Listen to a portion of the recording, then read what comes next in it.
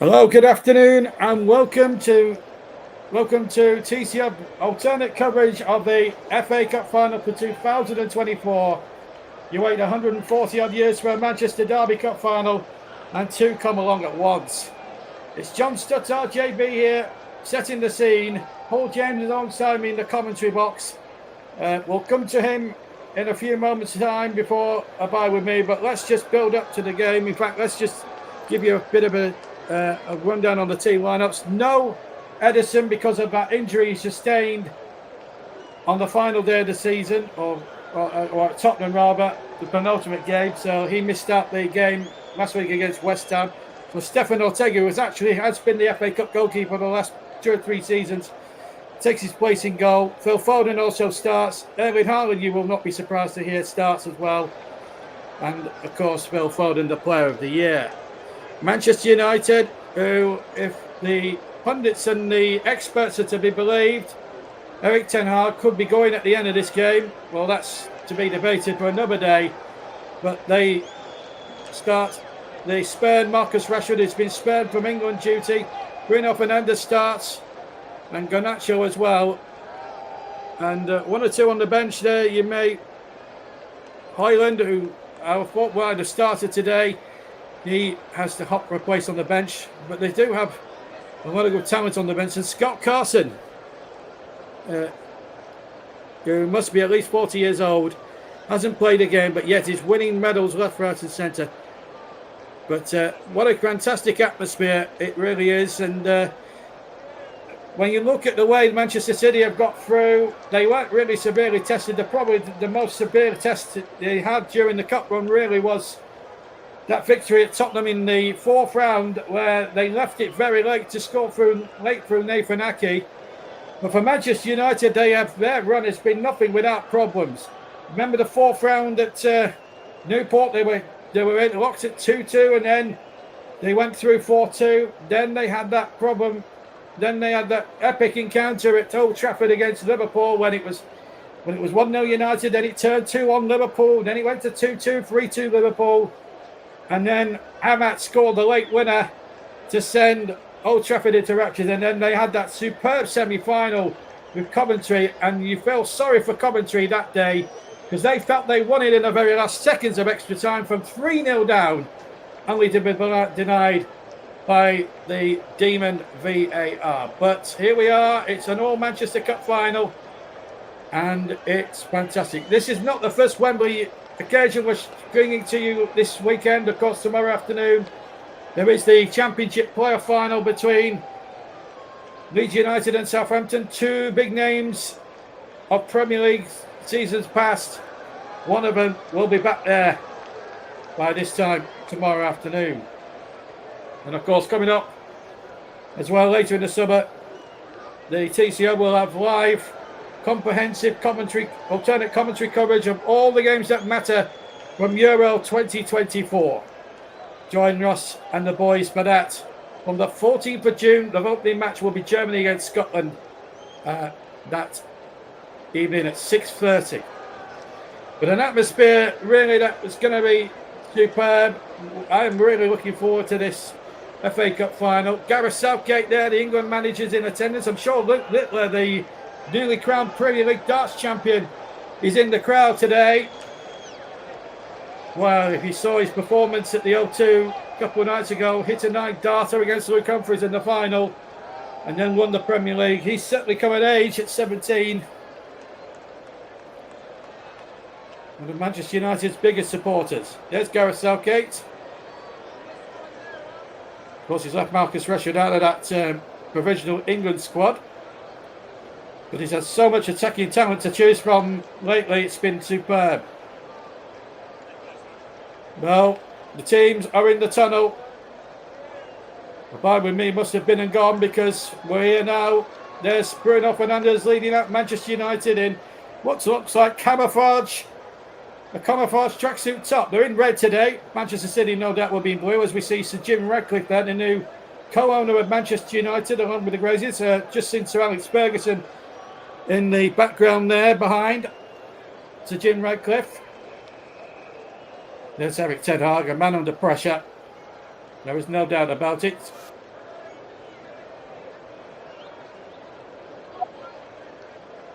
eye on. He knows the importance of this. Maybe a trophy may not well save his job at Manchester United, considering where they finished in the Premier League. It's been the lowest Premier League finish in history for them. Marcus Rashford recently left out of the England squad. Just seen Prince William in the background here. We'll just wait for Manchester City to come out. I mean, it's a carnival.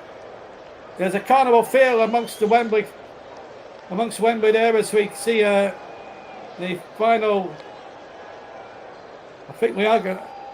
Are we going to have a bye with me in a second or two? We are. Let's just pause for a bye with me.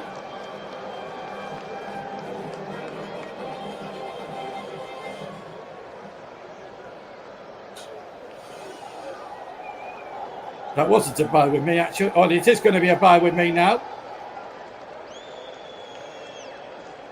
Somebody they're doing is setting aside the centre circle there.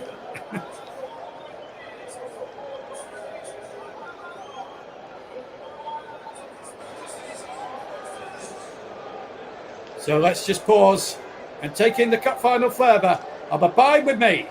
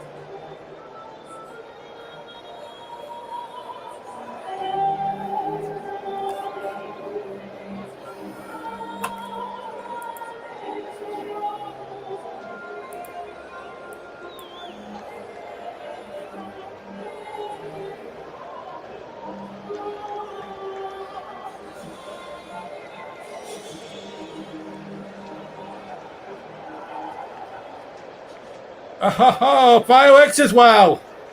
That's what the FA Cup Fair is really all about. I see a red to my right. I see a blue to my left. That's what it's all about.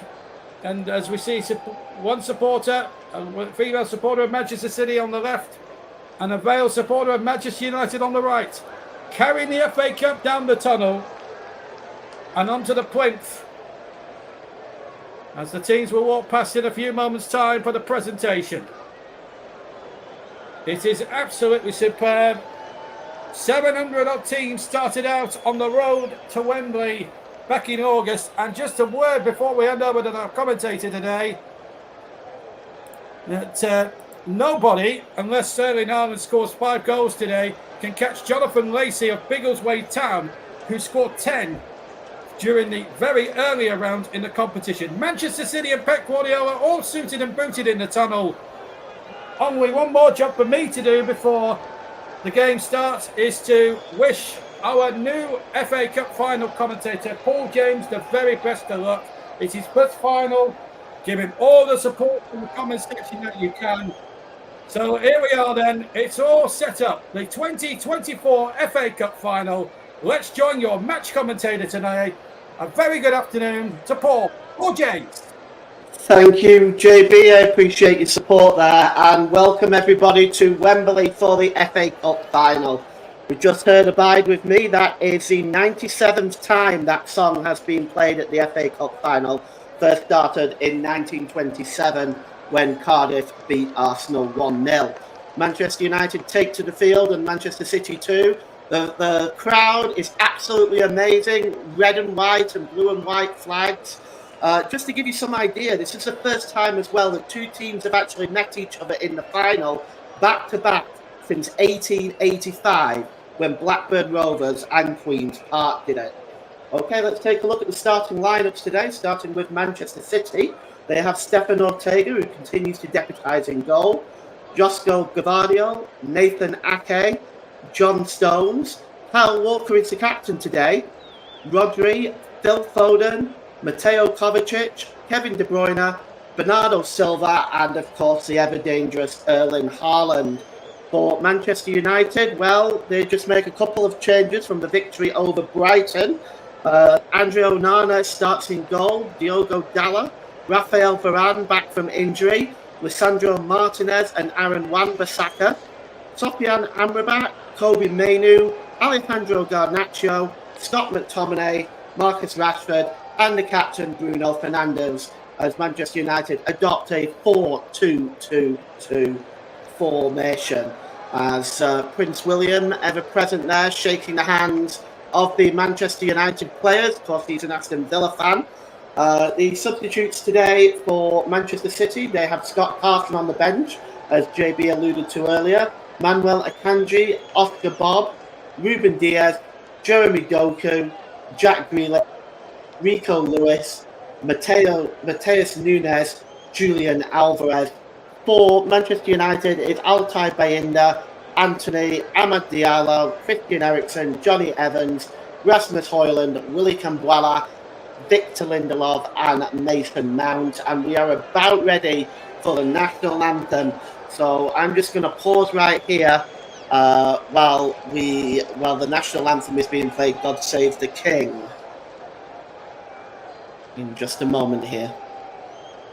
So we wait for the national anthem, another staple of the FA Cup final. This is it's been changed, of course. Used to be God Save the Queen, but since the passing of Queen Elizabeth, here we go.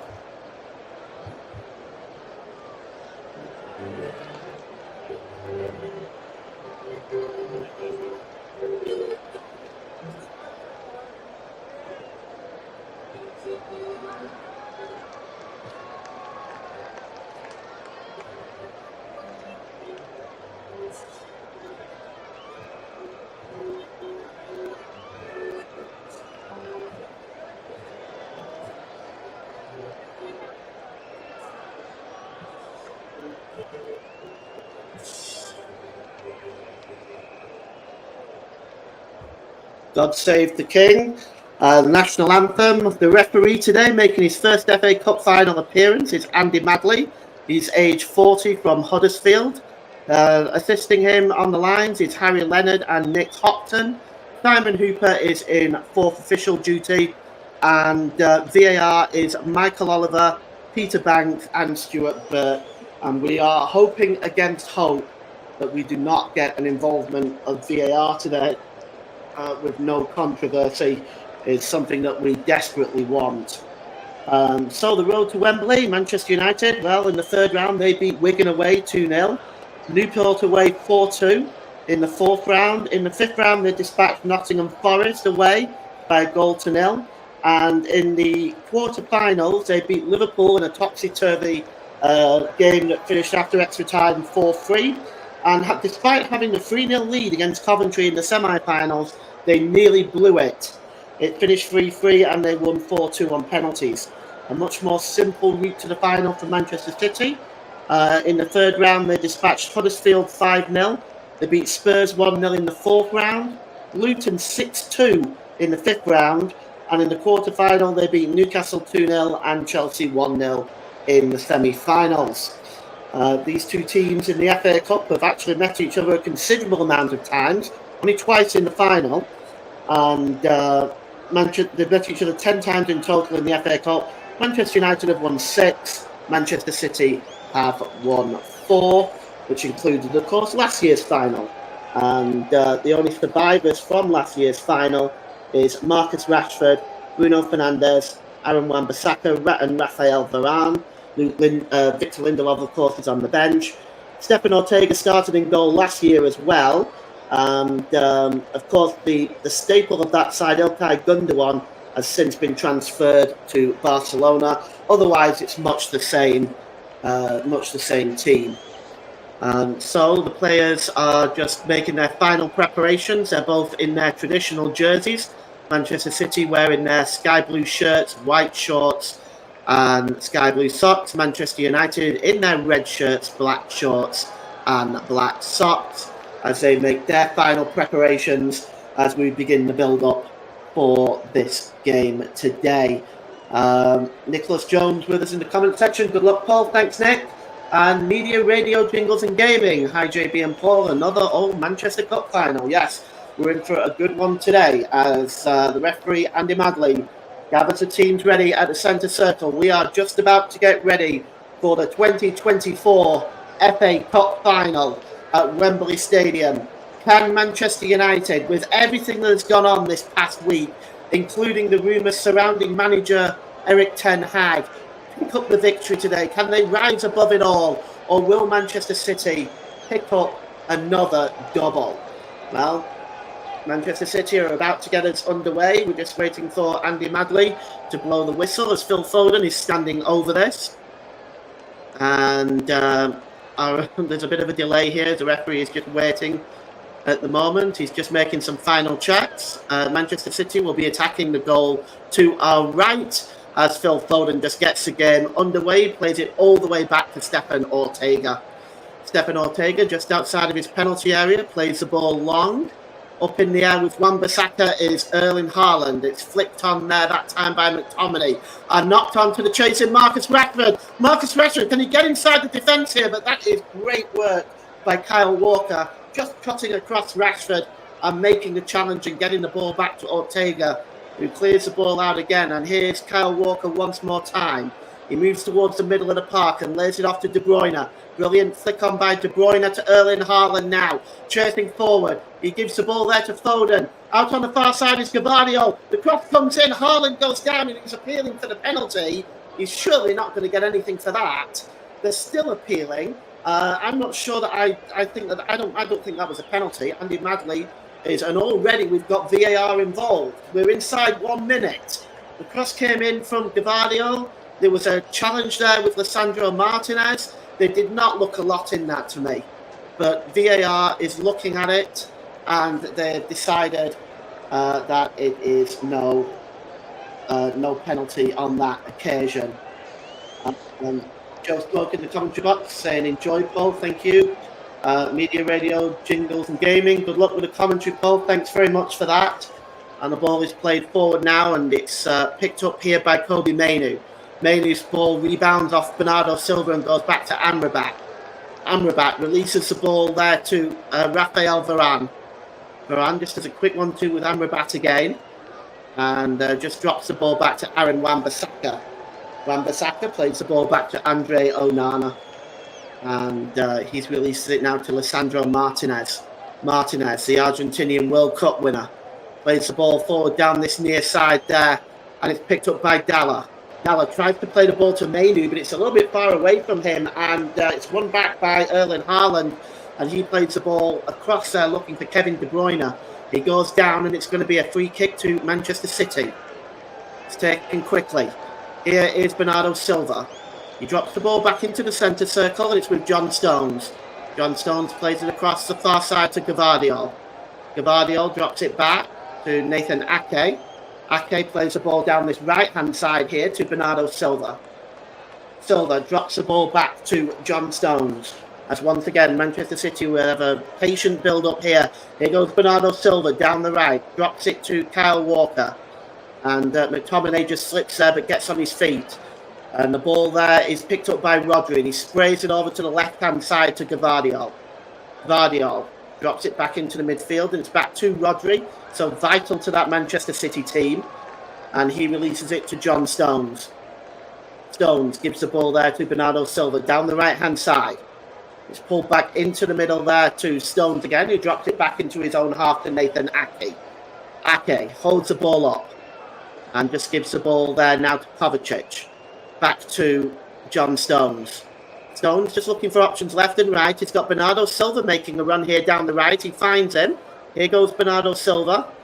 He's got 2 Manchester United players around him, and he drops it now to Kyle Walker, and Walker again drops it back into the centre circle to Nathan Ake as City reset, and continue then to try to probe and find a way through this Manchester United defence. Here's Nathan Ake again. Both sides early on feeling each other out. As Nathan Ake again now picks up the ball in the midfield and gives it to John Stones. John Stones now is just looking for options left and right, and he gives the ball to Kyle Walker. Walker back to John Stones, and this is very typical Manchester City. Slow build-up play. The ball is played forward there looking for Bernardo Silva. Looks like it came off Bernardo Silva and went out for a throw-in. We have 4 minutes gone here in the 2024 FA Cup final. It is Manchester City 0, Manchester United 0. We've already had VAR involved in this game, and it was for a penalty appeal for Erling Haaland, which I really didn't see a great deal in. It was a quick check by VAR and deemed no penalty. Bernardo Silva drops it back to Nathan Ake. Ake under pressure there from Bruno Fernandes, sends it all the way back to the goalkeeper, Stefan Ortega, and Ortega releases it to John Stones. Stones just drops the ball back to Ake. Okay, cross there to Kovacic and given to Rodri. Rodri returns the ball to Kovacic. Just down the left-hand side there, he pulls the ball across the line of the penalty area to John Stones.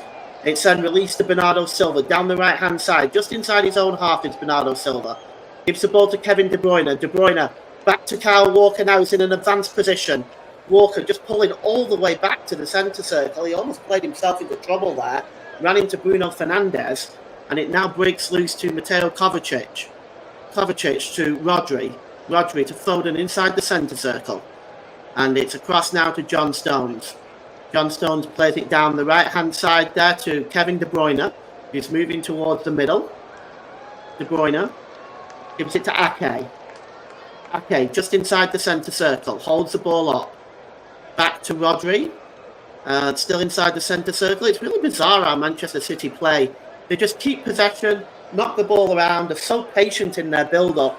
And, of course, you can either press them or you can stand off and let them play. And at the moment, Manchester United are standing off and letting them play. The ball is played forward to De Bruyne. Chasing that one down is Bernardo Silva, but cutting across is Diogo Dalot. And Manchester United can get the ball away. As Scott McTominay nearly plays Amrabat into trouble there. But Amrabat manages to get the ball back to Rafael Varane, who releases it to Aaron Wan-Bissaka. Bissaka over the halfway line. Releases it now there to Garnacho. Garnacho drops the ball back to Amrabat, who gives the ball to Lisandro Martinez. Martinez just inside his own half. Gives the ball down the left-hand side to Diogo Dalot. Here's Kobbie Mainoo in the centre circle to Bruno Fernandes. Down the right there to Wan-Bissaka. And now here's Alejandro Garnacho, proving himself to be a very effective Manchester United player this season. Varane, Martinez. And it's Manchester United's turn to keep possession right now. Here's Sofyan Amrabat. Drops the ball back there to Varane. As both sides just being very cautious early on. As here's Garnacho. Garnacho plays the ball to Varane, and Varane goes all the way back to Andre Onana as he releases it quickly to Lisandro Martinez. And Martinez just gives the ball back to Andre Onana. And we've had 7 minutes gone here. No clear-cut chances early on as of yet.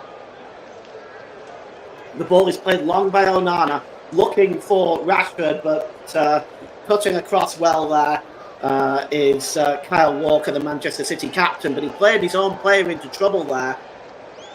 And Nathan Ake just managing to get to the ball and put the ball out of play, and it's going to be a throw-in, and it's going to be a throw-in actually to Manchester City, and Kyle Walker is level with his own penalty area here.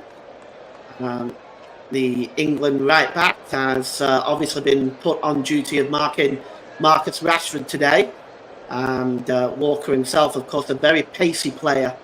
Here's Dalot. Dalot gives it to Rashford. Rashford back to Dalot, and now here's Scott McTominay to Bruno Fernandes on the edge of the area. Played across to Garnacho. Garnacho with a first shot on goal. And it's right at Stefan Ortega. It's a comfortable save for the German. And that is the first sight at goal by either side, though, as Alejandro Garnacho swings a shot at the goalkeeper there. And if we just take a look at that one more time, it was a comfortable save, really, in the end. It was right at him, but that's our first sight at goal. Bernardo Silva.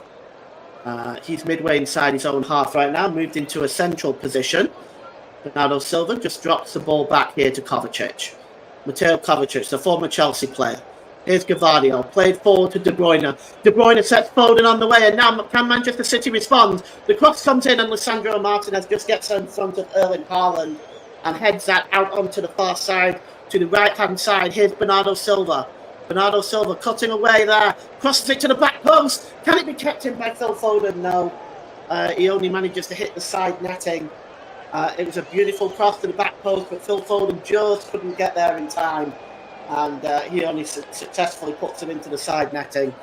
And Pep Guardiola, we're looking at him there. He's the first manager to win 4 successive English top-flight titles. Another record broken by Manchester City. Another record for the great Pep Guardiola. The goal kick is going to be taken by Rafael Varane, actually, and he's just going to play it back into the 6-yard box to Andre Onana. Onana releases the ball to Diogo Dalot. Dalot just tries to play the ball over to Wan-Bissaka, but Foden cuts in and puts the ball out of play. It's going to be a throw-in to Manchester United. And Aaron Wan-Bissaka is going to take it as Andy Madley, the referee today, chosen for this game. It's his first FA Cup final, and best of luck to him. As Aaron Wan-Bissaka now is taking his time with his throw-in. He finds Bruno Fernandes, gets the ball back to Wan-Bissaka and puts his foot through it. Chasing it is Marcus Rashford, but cutting across is John Stones to head that ball back to Stefan Ortega. As he releases Kyle Walker now down the right-hand side.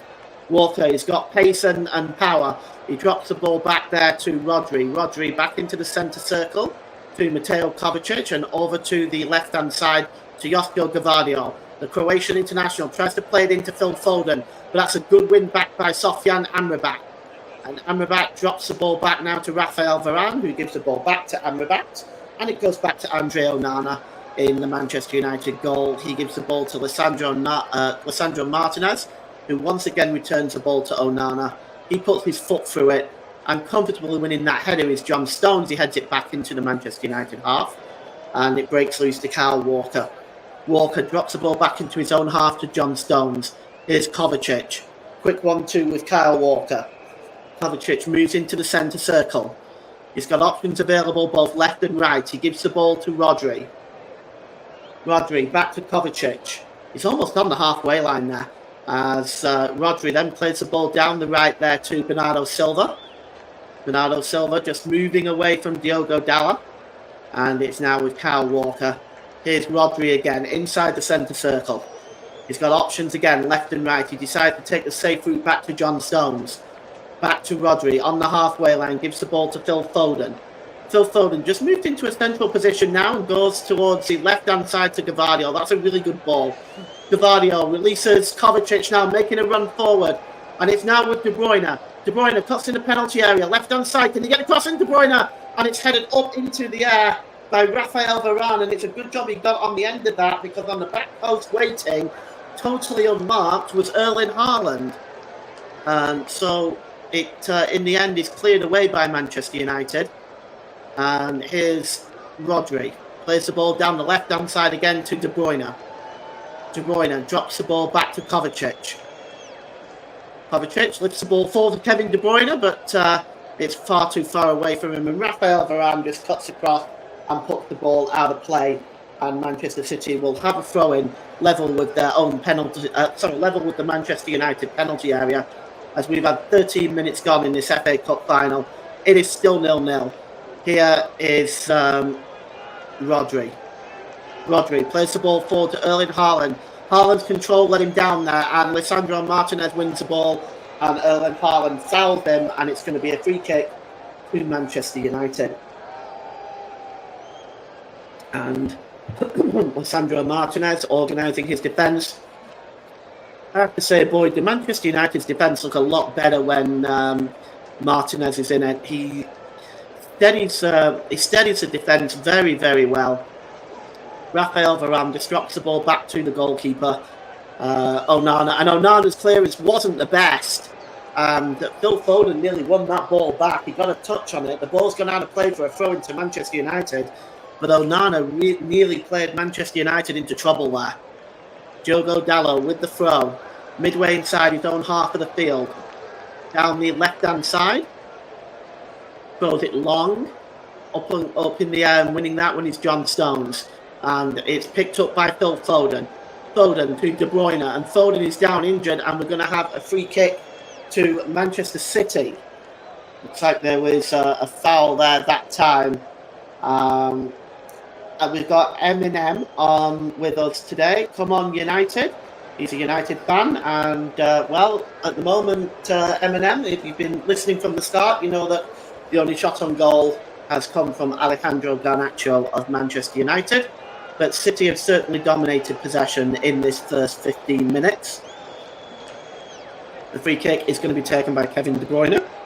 Excuse me. He's standing over this one, and from these sort of positions, Kevin De Bruyne can deliver such excellent balls into the box, and Manchester United opting to play a very high line here. And it's about 5 or 6 yards outside the penalty area. The free kick is midway inside the Manchester United half of the field, as the referee is just making sure everything is in order there. As the free kick is going to be taken by Kevin De Bruyne. Is he going to go long or short? He just lifts the ball into the penalty area. The heads go up. It's headed by Varane, who just heads it out of play, and it's going to be a throw-in to Manchester City, which Gvardiol will go over to take, and it's level with the Manchester United 6-yard box. So I just wonder if Gvardiol is going to try a long one here. As Eric Ten Hag, I just wonder what's going through his mind, knowing that perhaps winning the FA Cup may not be enough. Really sort of the toxicity that is coming out of Manchester United. 24 hours before a major final, that this sort of rumour would come out of Old Trafford is shocking, to say the least. The throw-in is taken quickly. It bounces off Sofyan Amrabat, and Manchester City will get another go at it. Josko Gvardiol now takes a throw, and it's level with the Manchester United penalty area. He finds Erling Haaland.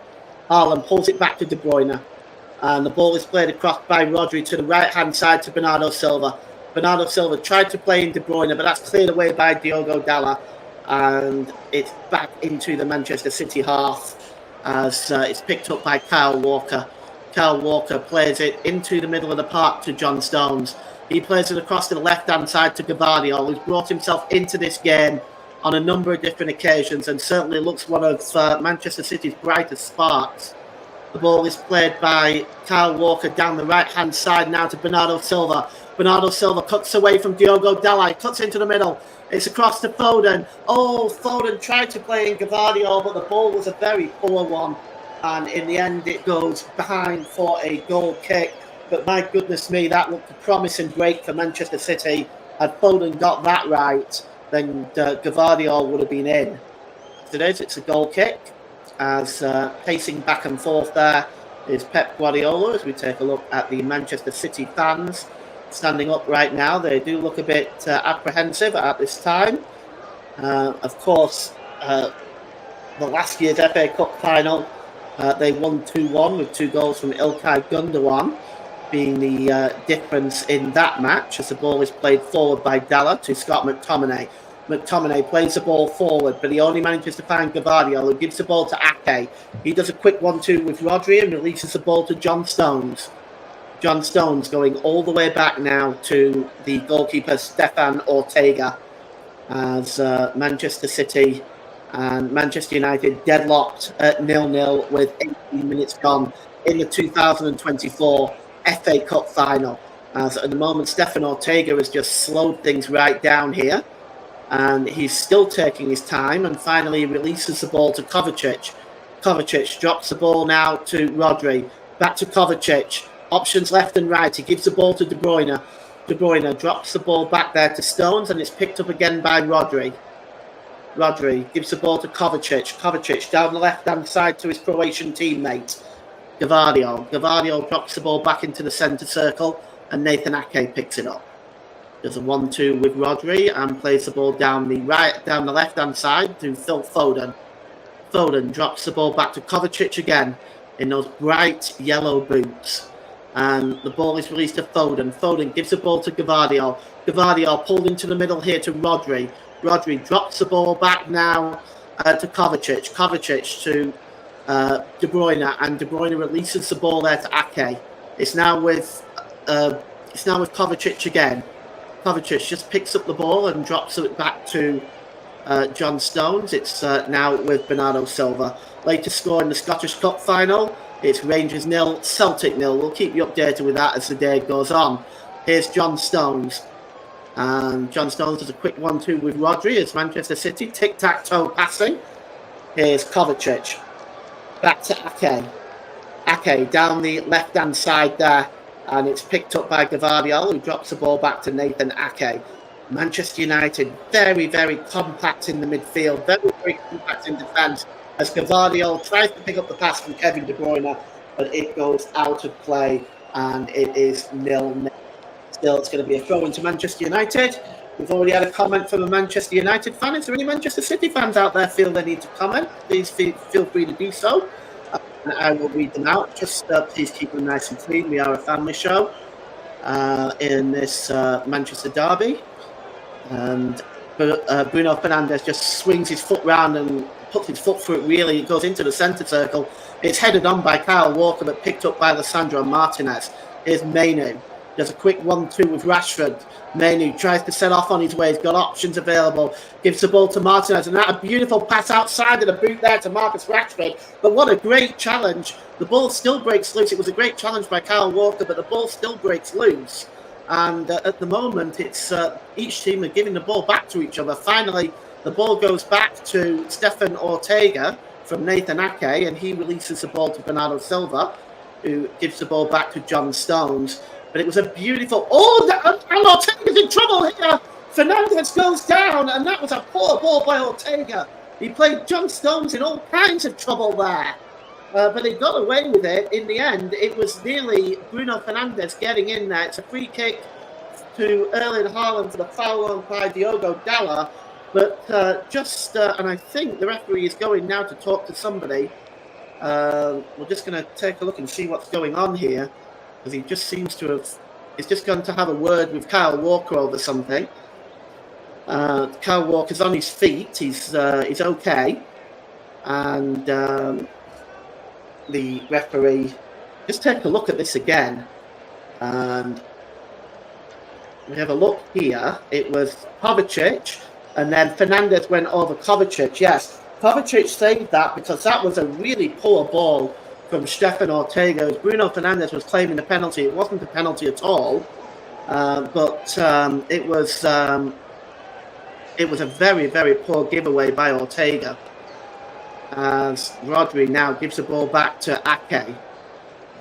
Ake back to John Stones. Stones inside the centre circle. Gives the ball back to Nathan Ake. And here is Kovacic. Kovacic gives the ball to Stones inside the centre circle again as Manchester City coming forward now. The ball is down the right-hand side by Stones to Bernardo Silva. Bernardo Silva, he loses possession, does Bernardo Silva. Careless play there. And it's a free kick. The referee choosing not to let Rashford play on as Bernardo Silva fouls Diogo Dalla there. It was poor play by Bernardo Silva. He just lost focus for a second or two and gave the ball away to Dalla. Here's Lisandro Martinez now. Gives the ball to Scott McTominay. McTominay cuts across the halfway line to the right-hand side to Aaron Wan-Bissaka. Wan-Bissaka gives the ball there to Garnacho. Garnacho moves to the middle of the park and lays it off to Kobbie Mainoo. Mainoo to Scott McTominay. McTominay plays the ball down the right, and here's Garnacho again. He tried to work his way into the penalty area, but Nathan Ake just muscled him out of play there. Good defending by the Dutchman as he just muscled Garnacho out of play and allowed the ball to just roll over and go behind for a goal kick. 23 minutes gone here. Manchester City 0, Manchester United 0, if you've just joined us. You've not really missed a great deal. Really, the only shot on goal was being by Alejandro Garnacho, which is right down the throat of Stefan Ortega. A couple of hairy moments, but Ortega giving the ball away and nearly let Bruno Fernandes in, but good work by Mateo Kovacic stopping that. And here is Kovacic now. He plays the ball down the left-hand side, and he sets off Gvardiol on his way. Wan-Bissaka's watching him. Gvardiol pulls back and drops the ball back to Kovacic again.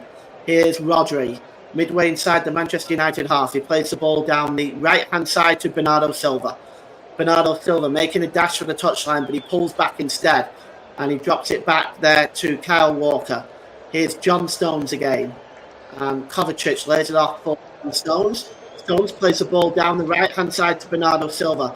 Manchester City struggling to break down Manchester United at the moment. This compact defence and compact midfield is making it very hard for the citizens. The ball is played over down the left-hand side to Gvardiol, and he drops it back to Ake in an advanced position. Here's Rodri. Rodri gives the ball to Walker. Walker to Foden. It's Kovacic now. He's just making his way back into the halfway line, but he releases it to Foden. Back to Walker. And here's Kovacic now. Kovacic holding the ball up, gives the ball to Walker. Walker plays it down the right-hand side. Here's Phil Foden. Bernardo Silva. Bernardo Silva now. He's got in front of him Diogo Dalot. It's played across to Foden. Foden plays it in there to Kovacic. Kovacic pulls the ball across, but there's no one there. And nipping in front of winning the ball there is Kobbie Mainoo. But that was a brilliant move by Manchester City. Fantastic football, but nobody was there to put away the final product. And, the ball is cleared away that time by Mainoo, but Manchester City win the ball back. And it's Kovacic. Gives the ball to Nathan Ake. Ake to Gvardiol. Plays it all the way back to Ake. And it's Manchester City maintaining much of the possession in this first half.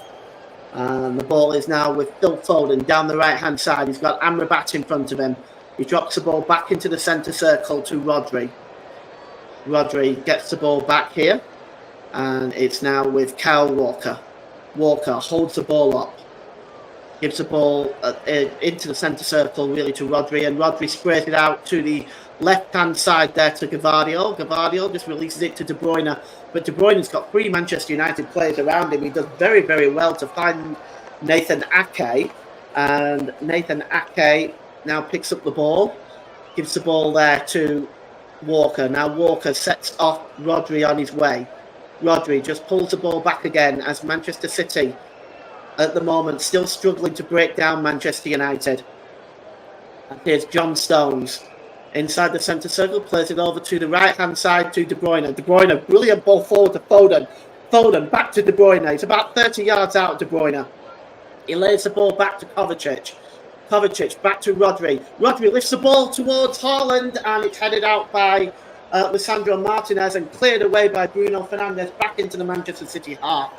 But that, again, is a really good move by Manchester City. Good football. But once again, Erling Haaland was stopped in his tracks by more excellent Manchester United defending. Here's Foden. Foden inside the centre circle. Is he brought down there by Bruno Fernandes? The referee has said yes. Fernandes is complaining, but the referee is not having any doing on that. It's a free kick to Manchester City. It's going to be taken in the centre circle by Rodri. Fernandes is still remonstrating. He needs to leave it alone and get on with the game. He certainly doesn't want to pick up any yellow cards.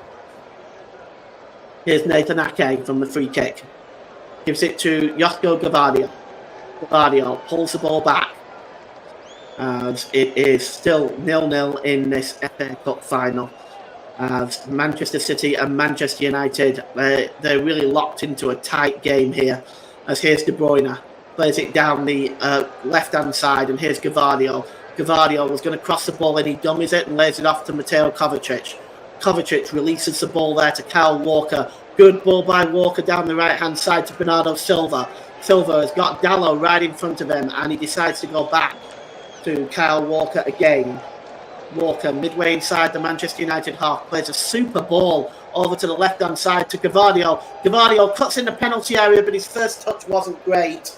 And Aaron Wan-Bissaka just plays it off Josko Gavardio, and it goes behind. And let's just take a look at this again. Once again, Manchester City, really, really good build-up. The cross came in here.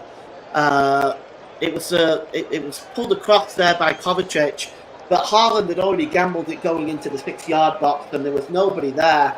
But once again, it is good play by Manchester City, as just taking a seat and having a drink of water is Pep Guardiola right now.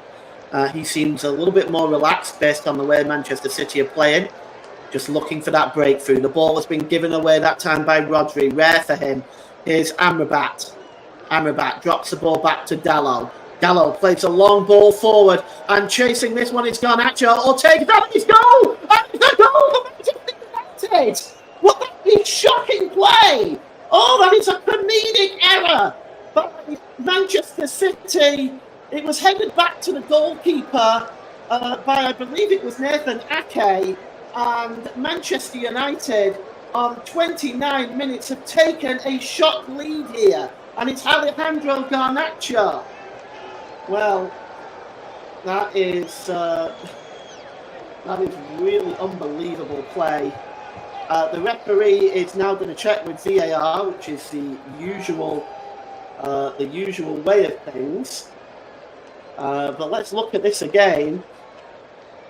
First of all, it was the ball. It was a ball over the top here that kind of set things off. Dalot's ball.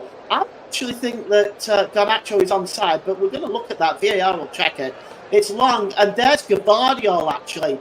Gavardio headed it over Stefan Ortega, who for some reason was right out on the edge of his 18-yard box, and as soon as he headed it over the goalkeeper, it just left an empty tap-in for Garnacho to give Manchester United the 1-goal lead.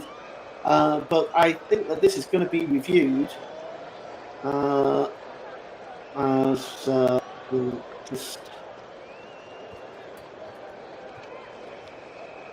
going to review this for offside, I think. But we will see. Well, no, the goal stands. So Manchester United take a 1-goal lead from Garnacho on 30 minutes.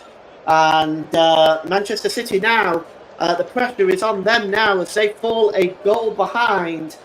And, well, I have to say I'm very shocked by it. But here comes Phil Foden. Phil Foden tries to play through Erling Haaland as Manchester City now all of a sudden look a lot more direct. Bruno Fernandes wins the ball back in midfield, and it's given to Scott McTominay. Diogo Dalot back to Fernandes. Fernandes tried to set Rashford off on his way, but cutting across is John Stones with a fine challenge there. And we have our first goal in this FA Cup final. Yes, shades of PJ Needham and Shilton in the 1980 League Cup final when Andy Gray scored for Wolves.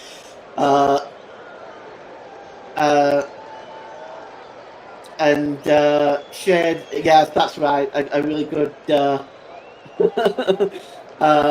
Yes, it was one of those, wasn't it? Really, it was a very strange sort of goal. I think if you watch it on TV later, Hedges says, "I hope Manchester United win,"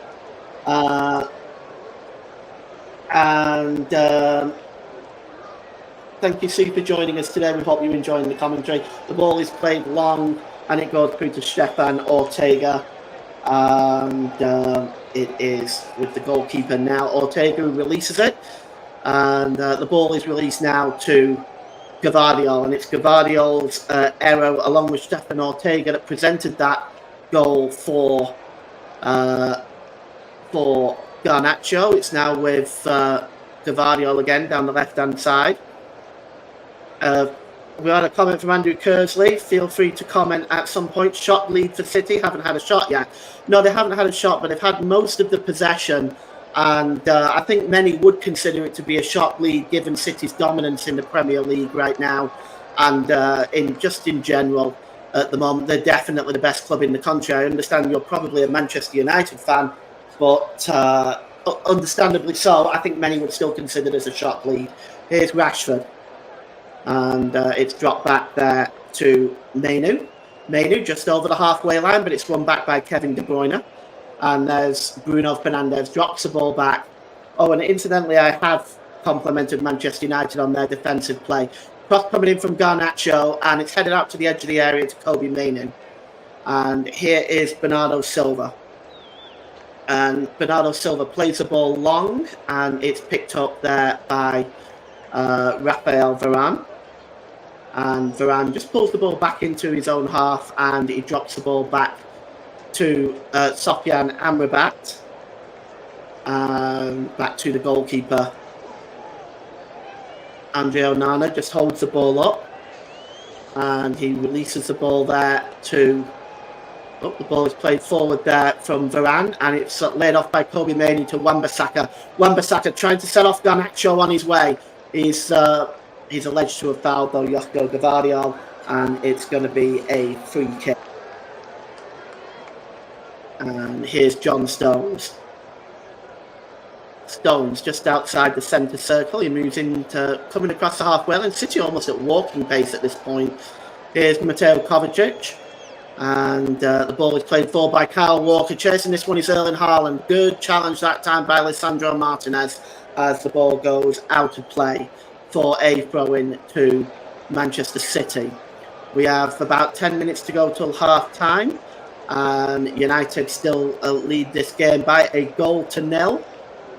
As Manchester City now looking to break down this United defence again. Here comes John Stones and Mateo Kovacic. Drops the ball there to Gvardiol. Gvardiol was looking for Phil Foden. Phil Foden gave the ball back to Gvardiol. Here's Nathan Ake, midway inside the Manchester United half. And the ball is played down the right-hand side to Bernardo Silva. Bernardo Silva cuts inside and gives the ball there to Kyle Walker. And here is Rodri. Rodri plays the ball down the left there to Josko Gvardiol. Gvardiol drops the ball to Nathan Ake. As it's just moving away now is Mateo Kovacic, just trying to get away from Bruno Fernandes. He plays the ball towards the penalty area, but it's cleared away by Lisandro Martinez. And now with Kyle Walker. Kyle Walker drops the ball back into his own half. And here's John Stones. And here is Mateo Kovacic. And Rodri just holds the ball up. He just tries to turn away from Bruno Fernandes there, does Rodri. He's midway inside the Manchester United half. It's given to Kyle Walker. Walker holds the ball up and it lets Bernardo Silva go there, and does a quick 1-2 with Phil Foden. So Manchester City there, looking at completed passes, 273 for Manchester City, 95 for Manchester United. Here's Bernardo Silva, edge of the area, tries to shot Bernardo Silva. Oh, and it dropped right in front of Onana, but it was comfortable for the Manchester United goalkeeper for the first shot on goal for Manchester City. And it came from, I'd say, a good 30 yards out, giving credit to the way Manchester United have defended in this first half. They have not been able to break them down. Here is Kobe Mainoo. Mainoo gives the ball to Bruno Fernandes. And here's Rafael Varane. Varane lifts the ball forward and away there. Now goes Garnacho. He's got Rashford in the middle. Garnacho is in here. Pulled across for Rashford. Manchester United. And all of a sudden, Manchester United, or has that been given offside? That may have been given offside. It looks like it has. But just for a moment there, let's take a look at it here again, and I'm sure VAR will review it. Yes, it's difficult to tell from that angle, but I think Garnacho may have been offside. He pulls the ball across here brilliantly to Rashford and just tapped it into the empty net. But it did look like he was in an offside position. And Manchester United, Garnacho just went a minute or two, well, a second or two, I should say, a second or two early. And but Manchester United came very close to doubling their lead there. So Manchester City are going to have to be very careful because they are being caught on the break here. Here is Nathan Ake.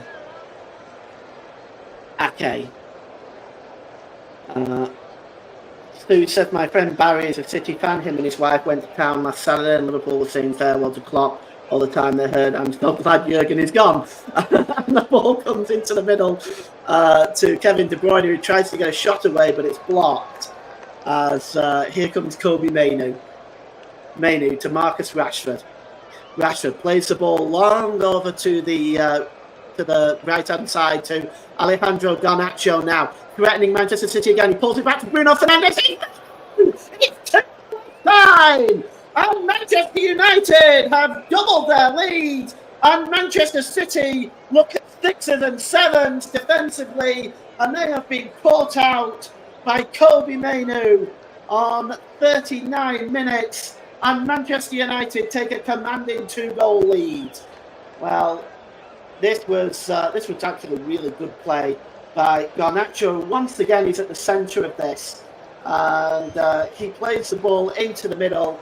And Kobbie Mainoo, what a moment for him. A goal in the FA Cup final on the 39th minute.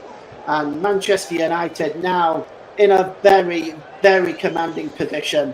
As it started with Garnacho down the right-hand side, gets into the corner of the penalty area, pulled across to Fernandes. Fernandes just flicked a little pass through to Mainoo, and it was tapped past the goalkeeper and into the corner of the net. And at the moment, Manchester City are looking for answers. I should have followed him round singing, I'm so glad that Barry is in red. Thanks, Sue. Hilarious. Well, for me, I don't have a dog in this fight. I am neither a Manchester United fan nor a Manchester City fan. But Manchester United have taken a 2-goal lead with 5 minutes to go till half-time. And, well, it's looking very, very much like Manchester City are going to have to try to make all this possession count, because Manchester United have got the 2-goal lead and the tactics are working just right for Erik ten Hag. Here's John Stones, plays the ball to Gvardiol. Gvardiol, back to Nathan Ake. Ake gives the ball back to Gvardiol, and it's to Rodri now. Rodri swings the ball over to the right-hand side to Bernardo Silva. He chests it down. He still manages to... Oh, that's a good challenge by Diogo Dalot, just getting his body in the way of that one. But the throw-in is taken quickly by Bernardo Silva. There's a quick 1-2, and here's De Bruyne now. De Bruyne, a ball swung across the 6-yard box, but Haaland not able to get there, as Manchester City now adopting a more direct approach to this game. As, well, it is 2-0, and again, no, Manchester City coming forward with the possession, but they just haven't been able to... It's a final product into the box. And the positioning perhaps of Erling Haaland as well is also not being able to find the right positions to get on the end of some of these crosses. And they've been caught cold on the break on a couple of separate occasions.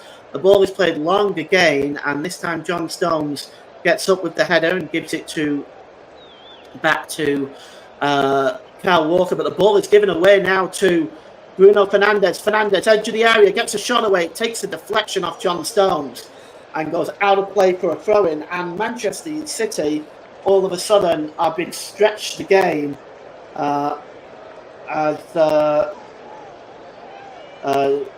Sue said United can't afford to rest on their laurels, never discount City. Well, I agree with you, Sue. They've got so much talent on that team and goal-scoring threats from all over the park. Manchester United, and I think Erik ten Hag will probably be saying that to them at half-time, to remain tight defensively, keep doing what you're doing, because it's working for Manchester United right now.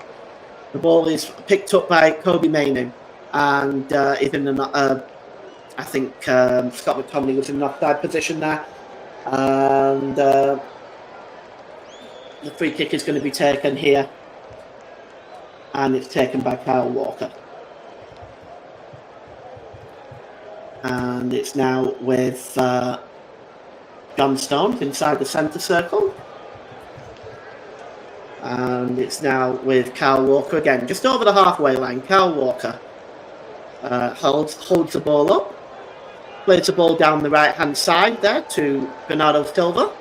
Bernardo Silva pulls the ball into the middle, and Diogo Dalla there just nips in and wins that ball back and clears it, as once again another attack for Manchester City really fizzes out, as here's Gvardiol now.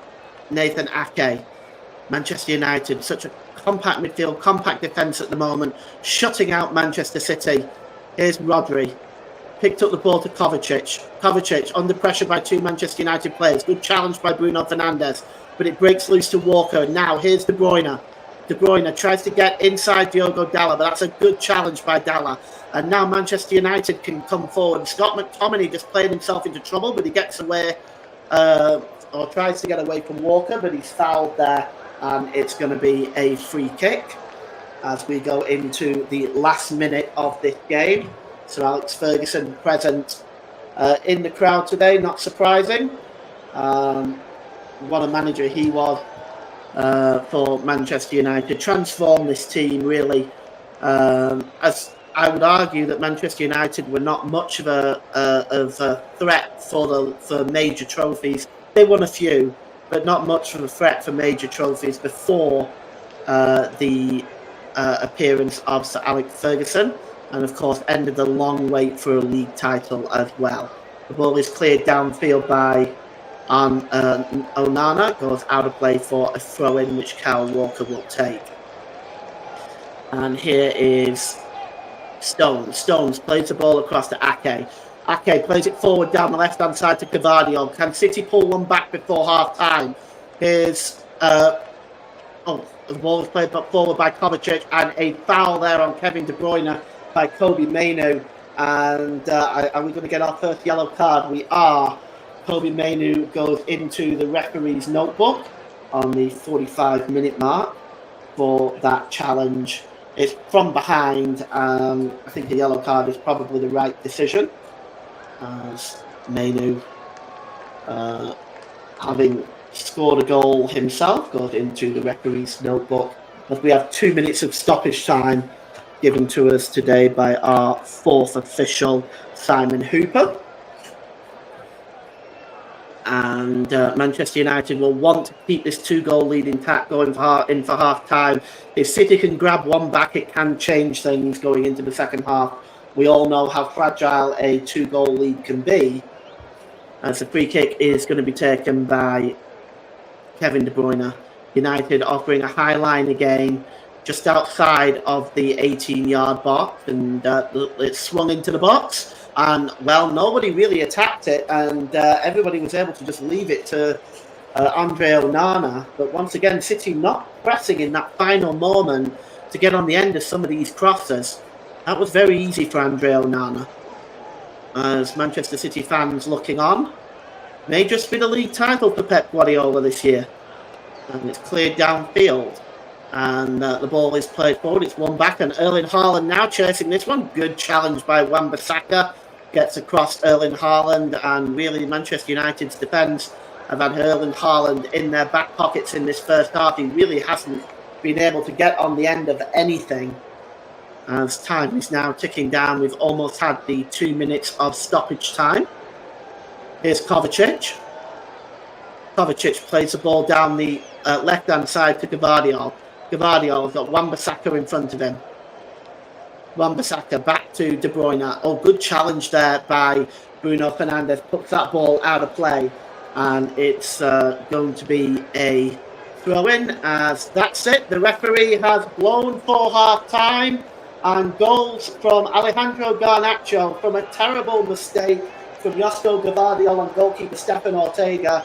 And added to that, 9 minutes later, Kobbie Mainoo put the ball past Ortega into his left-hand corner to make it Manchester City 0, Manchester United 2 in the derby at Wembley Stadium in the 2024 FA Cup final. And it is back to you, JB. Well, stay with me, Paul, because we want to dissect this first half. So much incident and a surprise scoreline. Manchester City 0, Manchester United 2. And, I mean, Paul, let's face it. I mean, any odds you could have got on this at half-time, I must admit, you grab your tea after, but I'll talk about the first half anyway. But I tell you what, it's I think you'd have got 25-1. I think something like that. Most bookmakers this morning on Manchester United leading 2-0 at the break. The first goal is a comedy of errors. It really is a comedy of errors. I've never seen that. I mean, I've never seen a goal quite like that in an FA Cup final, and I've been covering them since 2017. And I've never, in all that time with me covering covering the FA Cup final, and this is my 8th final as a presenter or a commentator, I've never seen a messier goal from that. And to come from Manchester City of all teams is, I just cannot fathom it. One ball over the top, and it shades. If older listeners may, I'll get Paul's view on that in a minute or two, but it's and we'll talk about it. But as soon as he's back, we'll dissect the first half properly. But my views on that first goal was, it was unbelievably. It was like Keystone Cup slipping. It reminded me a bit of the 1980. Older listeners may remember this, especially if you're a Wolves supporter. If you're an older Wolves supporter, 1980. Remember that final against Nottingham Forest? One ball up from Peter Daniel, and then Shilton came out for a ball he didn't need to get. Needham nodded it past him, and Andy Gray had the simplest of jobs from 3 yards out. Similar sort of goal. The other end, the left hand end today, rather than the right. That happened in the right hand end of the old Wembley. Today, at the left hand end of Wembley, it's happened again. And Garnacho will never, ever in his whole career get an easier goal in a big game than that. It was just unbelievable. The second goal was beautifully worked too. And really, it's just been, I just cannot fathom it. Bruno Fernandes got Mainu got the second goal as well. And he's had a super match. He has been booked. Bruno Fernandes has had a top game as well. But I can't remember. I think maybe Bernardo Silva once has tested the goalkeeper at all in that first half. But apart from that, I can't remember anything else, to be quite honest with you. Sue has been on. Hello, Sue. Yes, it's nice to be back on the airwaves. It's just a one-off because obviously I'm going to take an extended break just to let you know, listeners, before Paul comes back with me. Just to let you know that this will be my last TCF game of the season. I will not be, due to other reasons beyond my control and everyone else's control, I will not be covering the European Championships. Personally, I've had a hell of a year so far. It's been scary. It's been very, very tough. I've had a lot of issues personally, and then with the World Cup coming up, an extended World Cup coming up in 2 years' time, I feel that if I miss out this European tournament, I can then get myself together for next season and beyond. So that's one of the reasons why I will not be covering the Euros with the TC Hub, but I will be back on the TC Hub from next season onwards. And I've just got word with Paul James is with me. Paul, you've got back from a cup of tea. Can you fathom what you've just seen in this first half? Because, I mean, I was saying just now while you were off the air, I think you probably got about 25-1 on Manchester United being 2 up at this stage. It's just football never ceases to amaze one, does it? No, it doesn't, and neither does this competition. It really is bizarre given the possession that Manchester City have had. Also, that error by Gvardiol and Stefan Ortega. I'm not sure what Stefan Ortega was doing right on the edge of the 18-yard box there. And then you've got Gvardiol's header over the top. It's a comedic error that you wouldn't expect out of a Pep Guardiola defence. The second goal was a bit more fluid. I think Manchester United have looked very, very good on the break. And defensively, they have been very, very compact and sharp. And they have made it very difficult for Manchester City. I mean, Erling Haaland has been marked out of the game.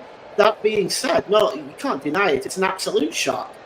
It's nobody can say that it's not a shock. I mean, Manchester City have dominated the league. Manchester United have not had a good season by their own standards. They have been poor all season. Let's be honest. They've had trouble coming out of the club as well. 24 hours before a cup final, news coming out of the club that Eric Ten Hag may not be the manager, even if Manchester United win. What sort of treatment is this for a manager? Exactly. But looking at the goal again, I've just looked at it on television, and Manchester City at the point, they were complaining of offside and they wanted VAR to get involved. But we're looking at it again, he is definitely a yard onside. But the way that United on the counter-attack, Paul, have been able to pick up Manchester City, this is Manchester City we're talking about. Yes, we can talk about the 115 FFP charges against them. I think that is for another day. But how well have Manchester United come out and played? Fernandes here for the second goal to set up a second goal was absolutely superb. And if you had to have a poll in the stadium for player of the match, you'd say Bruno Fernandes is certainly up there. And they could have easily been 3 up if Rashford and company had stayed on side. And do you get the sense now that they say 2-0 is a dangerous lead? Do Manchester United have to be more disciplined? I can't remember Manchester City having a shot at goal, which is, I think, Bernardo tested Onana, once. Yeah, that's it. They've only had one. But what do you think? What final question before I leave you for another 10 minutes or so? What does Pep Guardiola now, 2-0 down, what does he have to do? And by the same token, what does Eric Ten Hag have to do to avoid a repeat of what happened in the semi-final at Coventry City when they went 3-0 up with 20 minutes to go and then nearly lost it? Well, they have to carry on doing what they're doing. What Manchester City have right now is a huge problem. Manchester United are playing very, very compact. They can't break through them so easy in Manchester City right now. They're struggling to break them down. Even the balls that are getting into the penalty area, Haaland has got 2 or 3 players around him. There is no follow-up coming in from Foden and De Bruyne, and it's just breaking apart for Manchester City right now. They're not there. Yeah. Absolutely. Okay, Paul, you get ready for the second half. And thank you very much for your insight in the first half. So 2-0 here at Wembley Stadium in this FA Cup final. You're hearing it live on all TC Hub platforms, including JB Sports, Storm FM, TC Hub 2 and TC Hub itself. Anyway, let's keep you up to date. There's not just one cup final in Britain today, but 2, because the Old Firm are meeting in the 150th Scottish Cup final up at Hampden Park. I can tell you that the halftime score in that game is 0-0, but it's I've been watching a little bit on my monitor, and Celtic and Rangers have had a few good opportunities each, but still nothing to choose between the two sides at the moment. We'll keep you abreast if any goals go in that final up at Hampden Park, incidentally. Elsewhere, the cricket, we've got England in action in the first of the 2020 games up at Edgbaston. Currently with 1 over to go in that game. In their batting performance, they won the toss and batted first, and they've just made 170 for 7 after 19.1 overs. I can tell you that Butler fell for 84 of 41. Let me just bring you the full scorecard at the moment. Well, Salt was out for 13. Butler caught by Khan. Well, Ralph for 84. Jacks did well on debut. 37 he made from 23 balls. Bairstow lasted 18 balls for his 21. Brook out for 1, bowled by Wasim. Moeen didn't last too long. He was caught by Wizam for 4 from 7 deliveries. Livingston not out 2 from 2 balls. Jofra Archer's just come in. Chris Jordan was out for 3 or 3 balls, caught by Ralph again. 5 extras from that, and at the moment they're actually on. Archer's just hit a boundary, we're told.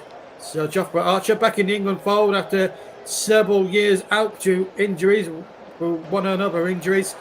They're now at 174 for 7 with 4 balls to spare of the of that innings. Also, just to remind you that Pakistan will bat. And it looks as if they'll have a difficult little total to chase in that one. Formula One, at the moment, as things stand, they're in the top 10 qualifying shootout at the moment. They're qualifying for tomorrow's Monaco Grand Prix in Monaco, of course. Charles Leclerc, Oscar Piastri, and Max Verstappen are the top three drivers. There are 2 minutes to go. Lewis Hamilton at the moment is in fourth is improved to fourth on the grid, but then he went to provisional fourth on the grid, and then drops down to fifth on the grid because George Russell has just taken third place on the grid, and in fact Lewis Hamilton is now on another flying lap, and he's going on a very good first sector. If he can get a good time, he'll go on the front row. We'll stick. So at the moment, Leclerc's top final practice, Verstappen second, Hamilton in third place. That's the way it is at the moment. But of course, and also 2 big names out in the first session, incidentally, were Sergio Perez and Fernando Alonso. And in fact, Verstappen has hit the wall, we're told, as well. It's all happening over in Monaco, that is for sure. In the Champions Cup rugby, it's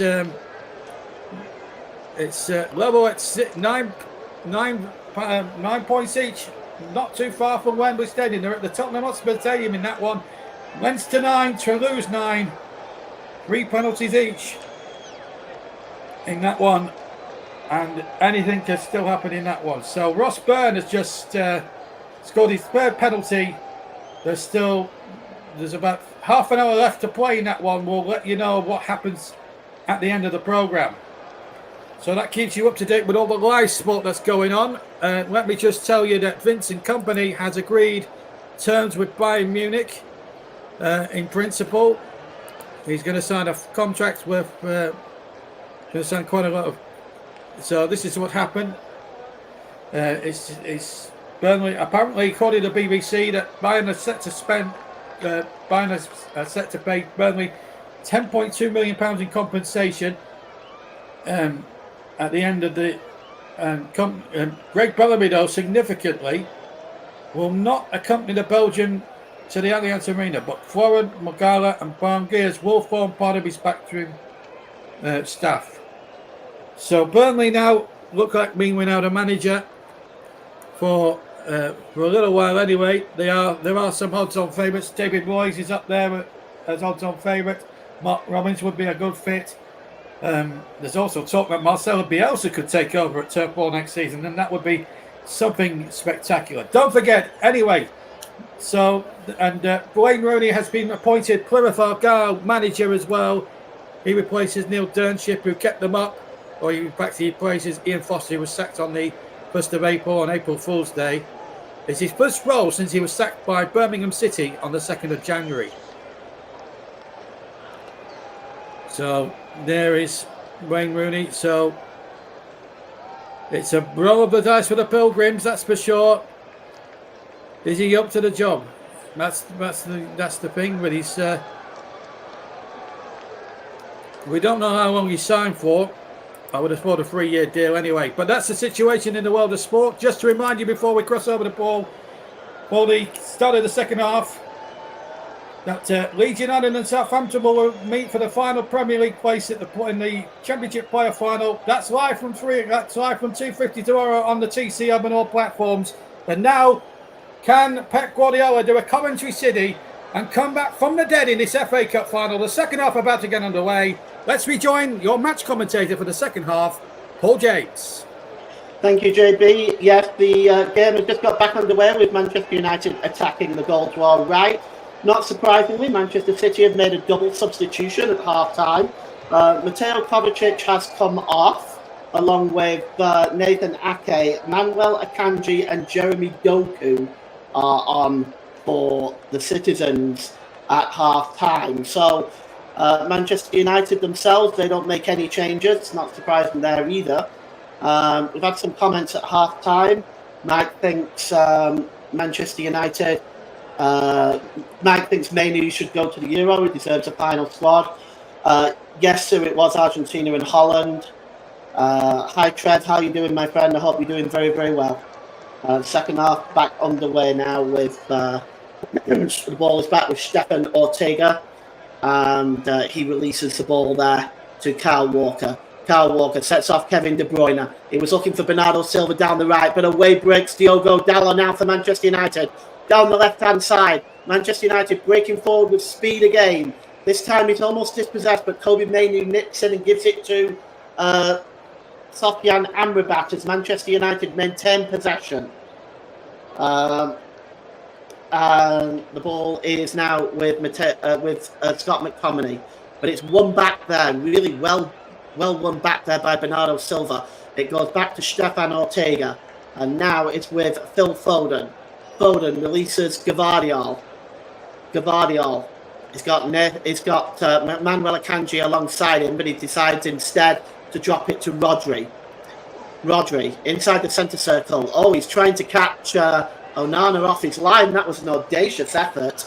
I don't think that was really going to work, but it goes well over the crossbar, and it's going to be a goal kick to Manchester United as Pep Guardiola ringing the changes at half time. Rodri there, been such a staple for Manchester City this season. They generally just haven't looked the same without him. Here's Onana now. He releases the ball to Amrabat. Amrabat to Martinez. Martinez holds up the ball now. He's got options available. He goes long and he's looking for the chasing Marcus Rashford, but it rolls off Rashford and goes back to the goalkeeper. And Ortega releases it. And there's Gvardiol, gives the ball to Ake. Not Ake, rather.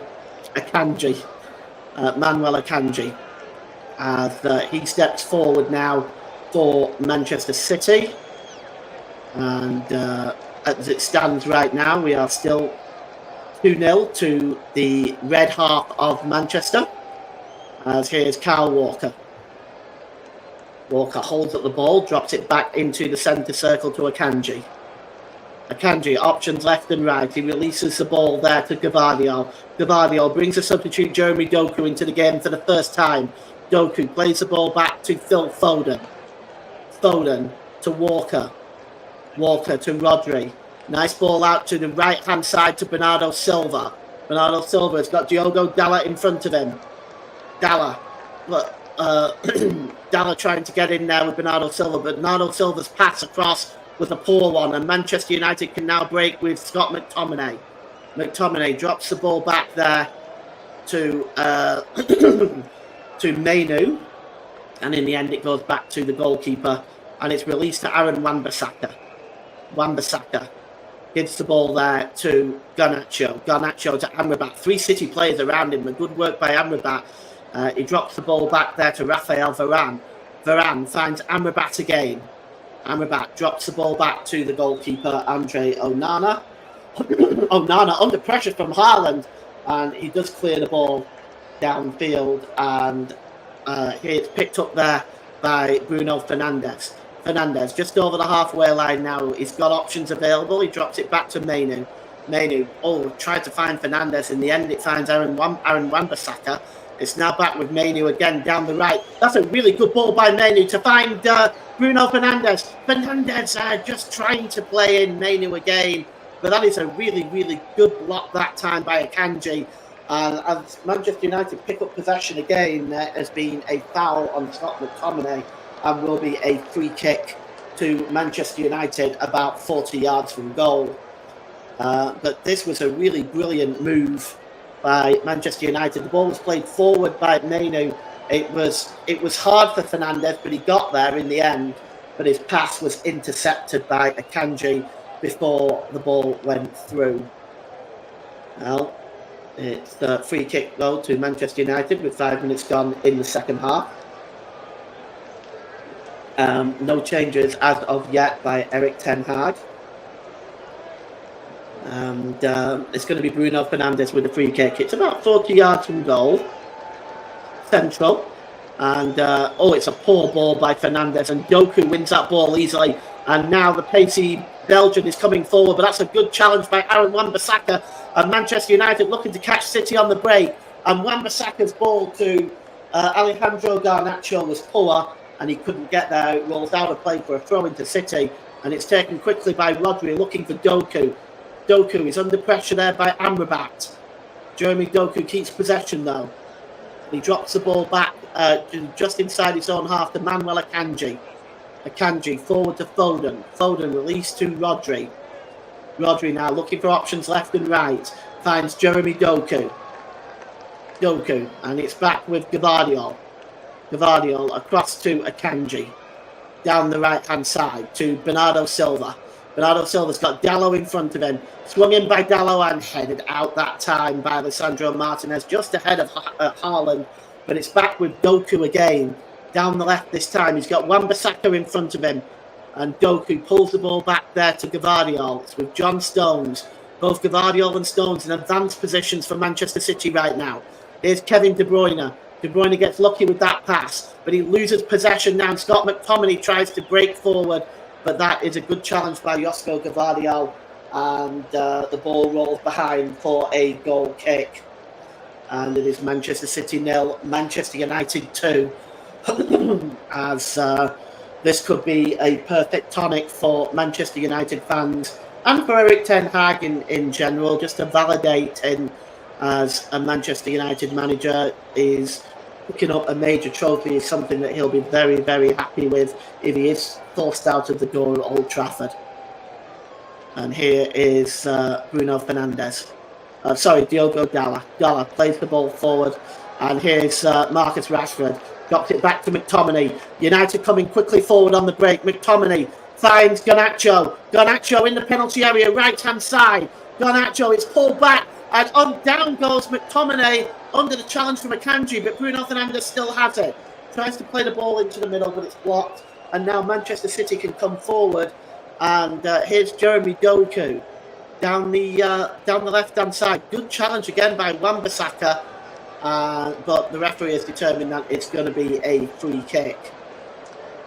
As we look again at this, I think he goes down a bit easy, but does McTominay. It's very 50-50 that one, though. I've actually seen him given for things like that.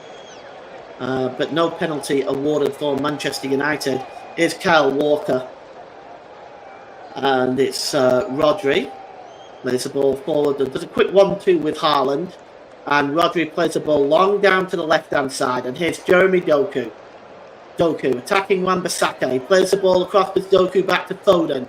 Foden trying to feed the ball through there to Kevin De Bruyne. It was blocked, but it's picked up by Bernardo Silva. And here's Doku again, played across. And well, that's unfortunate for Phil Foden. He wasn't able to get on the end of that properly.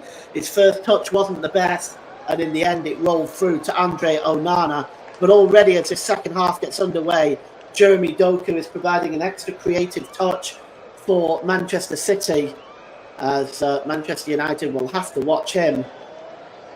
And Onana kicks the ball downfield. The header is won by Rodri, and it's flicked on by De Bruyne, and here goes Foden again.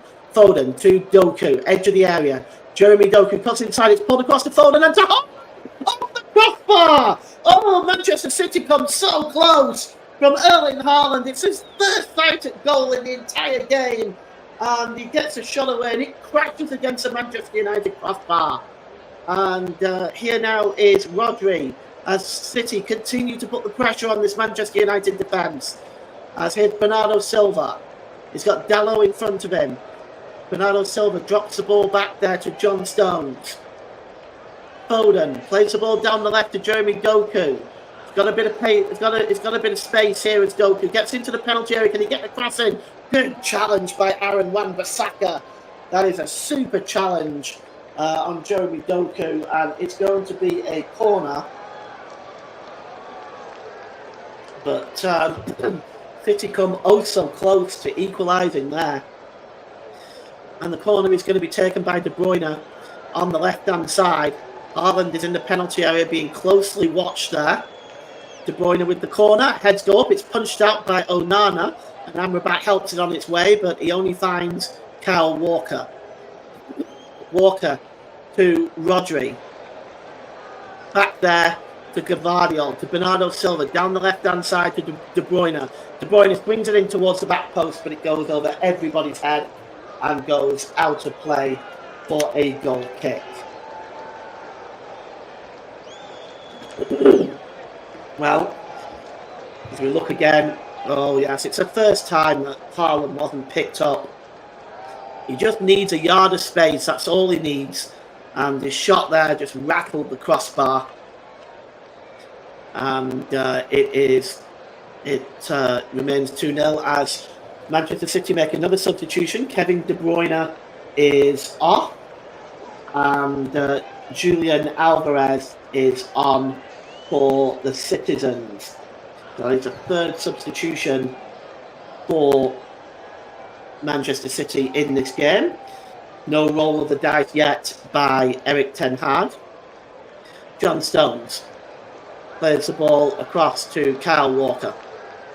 Kyle Walker drops the ball back there to Manuel Akanji. Akanji just over the halfway line now. Akanji drops the ball there to Kyle Walker and it's played forward then into the area to Julian Alvarez. He tried to get the cross in, but it was blocked. Or was it? I thought that came off a Manchester United player, to be honest, but that to me looked like a corner. But Kevin De Bruyne is off. This is one I'm surprised at. I mean, yes, 2-0 down, they need to take a more direct approach, but Kevin De Bruyne, I think, had been very effective, in my opinion, for Manchester City, as Onana clears the ball downfield, headed on by Manuel Akanji. Amrabat just heads the ball on, but only finds Rodri, and Rodri gives the ball there to Doku. Doku cuts into the penalty area, pulls out, gives the ball to Alvarez. Alvarez to Stones. Down on the right-hand side now to Bernardo Silva. Back to Stones, lifts across towards the back post. Flicked on by Wan-Bissaka, and it's now with Rodri. Rodri swings the ball in again. It's headed up in the air by Diogo Dalot. Finally, Bruno Fernandes gets it and tries to clear the ball and look for Rashford, but the ball is given away now to Garnacho, and cutting across to make that challenge was Josko Gavardio with a much more solid defensive play this time. As now the ball is cleared forward to Rodri. Rodri, City storming forward again, looking for a goal back. Here's Doku, gets in the penalty area, gets the shot away to Doku, but it's blocked by Wan-Bissaka. Amrabat clears the ball forward, but he only finds Manuel Akanji. He's just over the halfway line, and it's given to John Stones now, midway inside the Manchester United half. Back with Rodri. He's got Bernardo Silva over on the right-hand side if he wants to play him. Instead, he gives the ball to Julian Alvarez. Alvarez plays the ball back to Rodri. Rodri, good ball down the left again to Doku. Doku, corner of the penalty area, left-hand side. And he's got Aaron Wan-Bissaka in front of him. And it's now with Gavardio. And it's all the way back to Kyle Walker with the shot. Oh, a super save from Andre Onana. What a shot by Kyle Walker. But it's a super save by Andre Onana. But what an effort that was. And it's going to be a corner for Manchester City. Down the right-hand side, it's taken quickly by Bernardo Silva. Quick 1-2 with Phil Foden. Bernardo Silva gives the ball to Alvarez. Alvarez, corner of the penalty area, right-hand side, gives it to Doku. Doku just trying to pull away from Wan-Bissaka. And it's now with Josko Gavardio, gives it to Walker, and then to Bernardo Silva down the right-hand side. Bernardo Silva has got Bruno Fernandes in front of him. Drop back to Alvarez. Across comes in. It's headed out by Wan-Bissaka again, but only as far as Rodri. Rodri swings the ball into the back post. It goes over Onana's head. Rafael Varane and goes behind for a goal kick. There was perhaps a lack of communication there, but it's going to be a corner to Manchester City, and it's taken quickly. It's with Alvarez. He's thinking of the shot, and he'll come back again to Alvarez, who blazes the shot over the crossbar. Well, it wasn't a million miles away, and Andre Onana just wanted to make sure that ball had gone over the crossbar. But that is a chance again for Manchester City, as they are really turning the screws in this second half. Look at this shot just over the crossbar. And,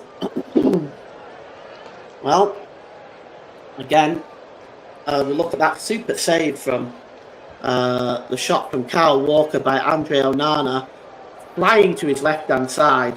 Of course, I think most Manchester United fans will agree that Onana has a mistake in him, but that really was a super save. And the ball is cleared downfield, and it comes off Gvardiol, as the attempts in the second half for Manchester City are 9 and 5 in favour of the Citizens, but still they remain 2 goals down in this 2024 FA Cup final. The ball is played forward to Bruno Fernandes, and it rolls off Fernandes, and it's going to be a throw-in for Manchester City. And it's over by the corner flag as we take a look at Pep Guardiola. Well, he has made 3 substitutes so far, none for Manchester United. As the throw-in is long, is Haaland fouled there? The referee says yes, a foul by Diogo Dalot. And here's Akanji. And it's given to Rodri. Rodri goes long, but that's a good block by Bruno Fernandes. And now Rashford. Manchester United can break forward in numbers. Fernandes gives the ball to McTominay, edge of the penalty area, left-hand side. McTominay tries a shot, but it's blocked there by Rodri. That's good work by him. And Manchester City shut down that attack from Manchester United. It's been a rare attack at the start of the second half. It has to be said that Manchester City have really been piling on the pressure at the start of this second half to try to get back into the game. But Manchester United still defending very resolutely and making it very difficult for Manchester City. Is Akanji, just over the halfway line now.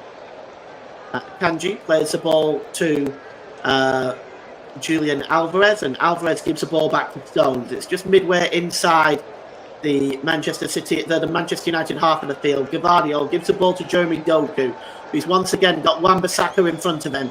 He cuts inside Wan-Bissaka, and he tries to play the ball through to Foden, but there was no way Foden was going to reach that. And it goes behind for a goal kick. Media Radio and Jingle says Onana is playing well today. Agreed with you there. He's definitely doing very well today. Super save earlier on. So it's going to be the said Onana with the goal kick. Long downfield, looking for Scott McTominay. He chested the ball down there, but he only found Rodri, who gave the ball to Manuel Akanji, to Stones. Back to Rodri again now. Rodri trying to get over the halfway line to create another attack for Manchester City. Rodri gives the ball to Stones. Back to Rodri. Forward there to Foden. Oh, that's a beautiful ball through from Foden. And that could be 1-1. And that is that just goes behind for a goal kick from Julian Alvarez. It was a beautiful ball through by Foden. But Alvarez, although beating Onana, found the wrong side of the post. But that is a chance for Manchester City, it has to be said, by their standards. And it was just rolled past the goalkeeper, but just found the wrong side of the post. And you begin to wonder, when you see that, whether it's going to be Manchester City's day at all today. Great chance for Julian Alvarez. At 65 minutes gone here, Manchester City 0, Manchester United 2. Excuse me. And here's Rashford. Rashford tries to find Mainu. Mainu is dispossessed. There's been a goal in the Scottish Cup final.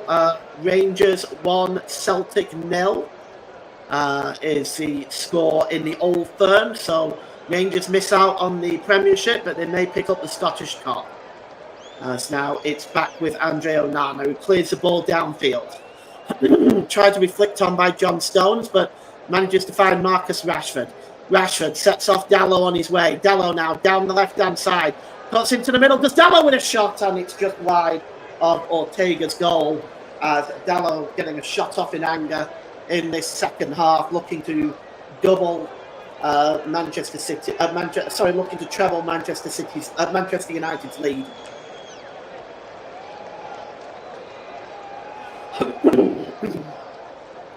And we're just being informed by JB that goal for Rangers has in fact been disallowed by VAR. So VAR has interfered in the Scottish Cup final, and that goal has in fact been disallowed.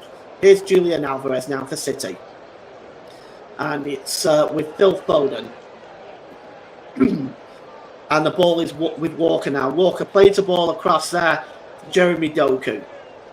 Doku plays the ball across there to Gavardio. Gavardio to John Stones, and John Stones' shot is over the crossbar, and it's going to be a goal kick. We're going to see a substitute for Manchester United now. I just wonder whether Rasmus Højlund, I should say, looks like he could be coming on. So there's action on the Manchester United bench.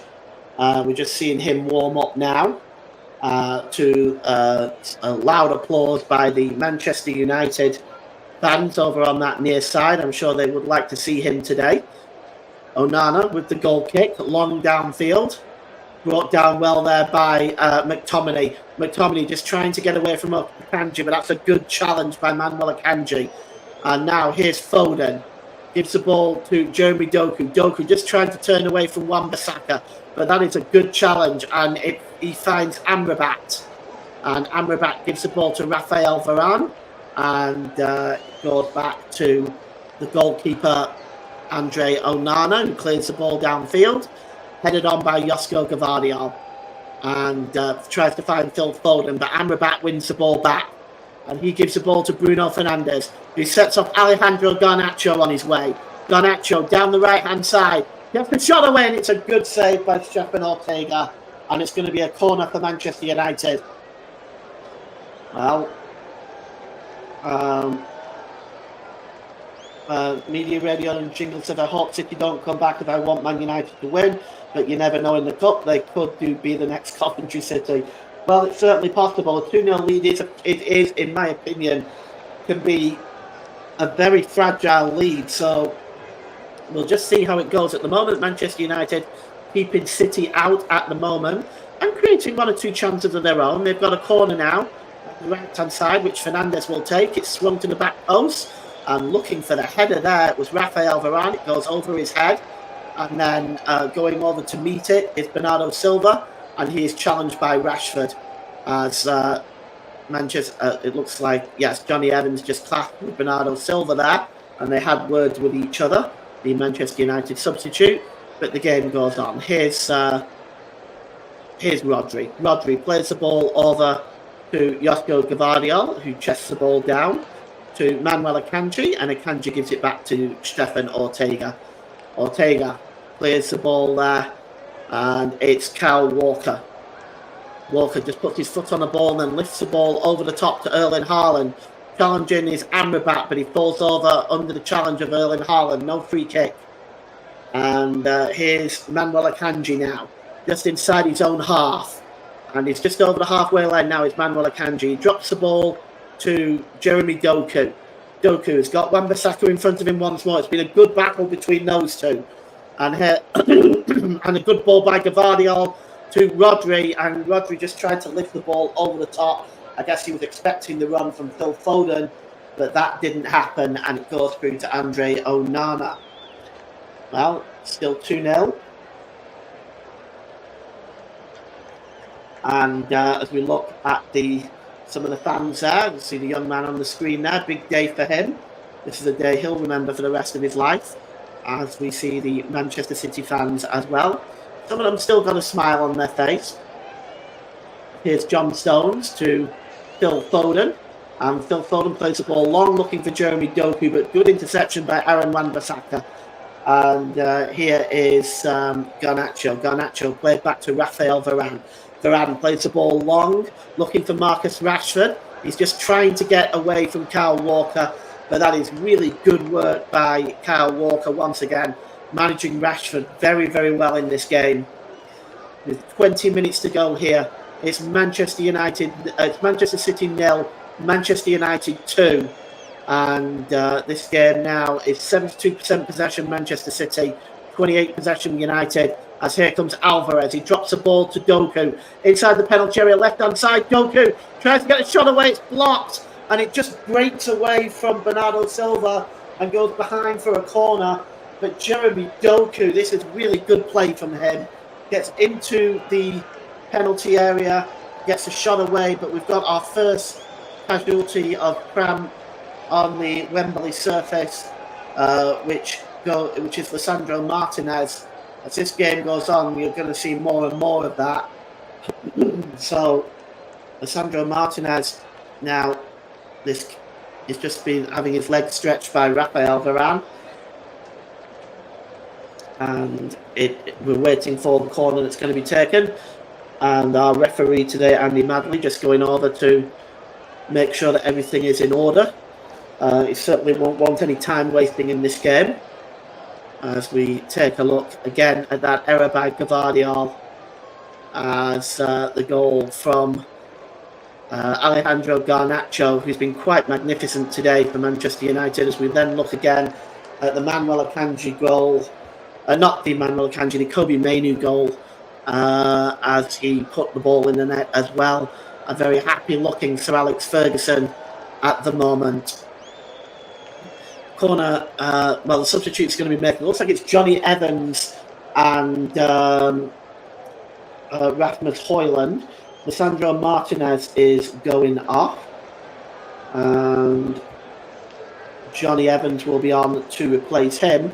And a sub on Lisandro Martinez by Walker, and they're having a little chat with each other, and things are just getting very heated back here. He's walking off now, but the players are just trying to separate each other. Kyle Walker's not happy with the amount of time it's taking Lisandro Martinez to get off the field.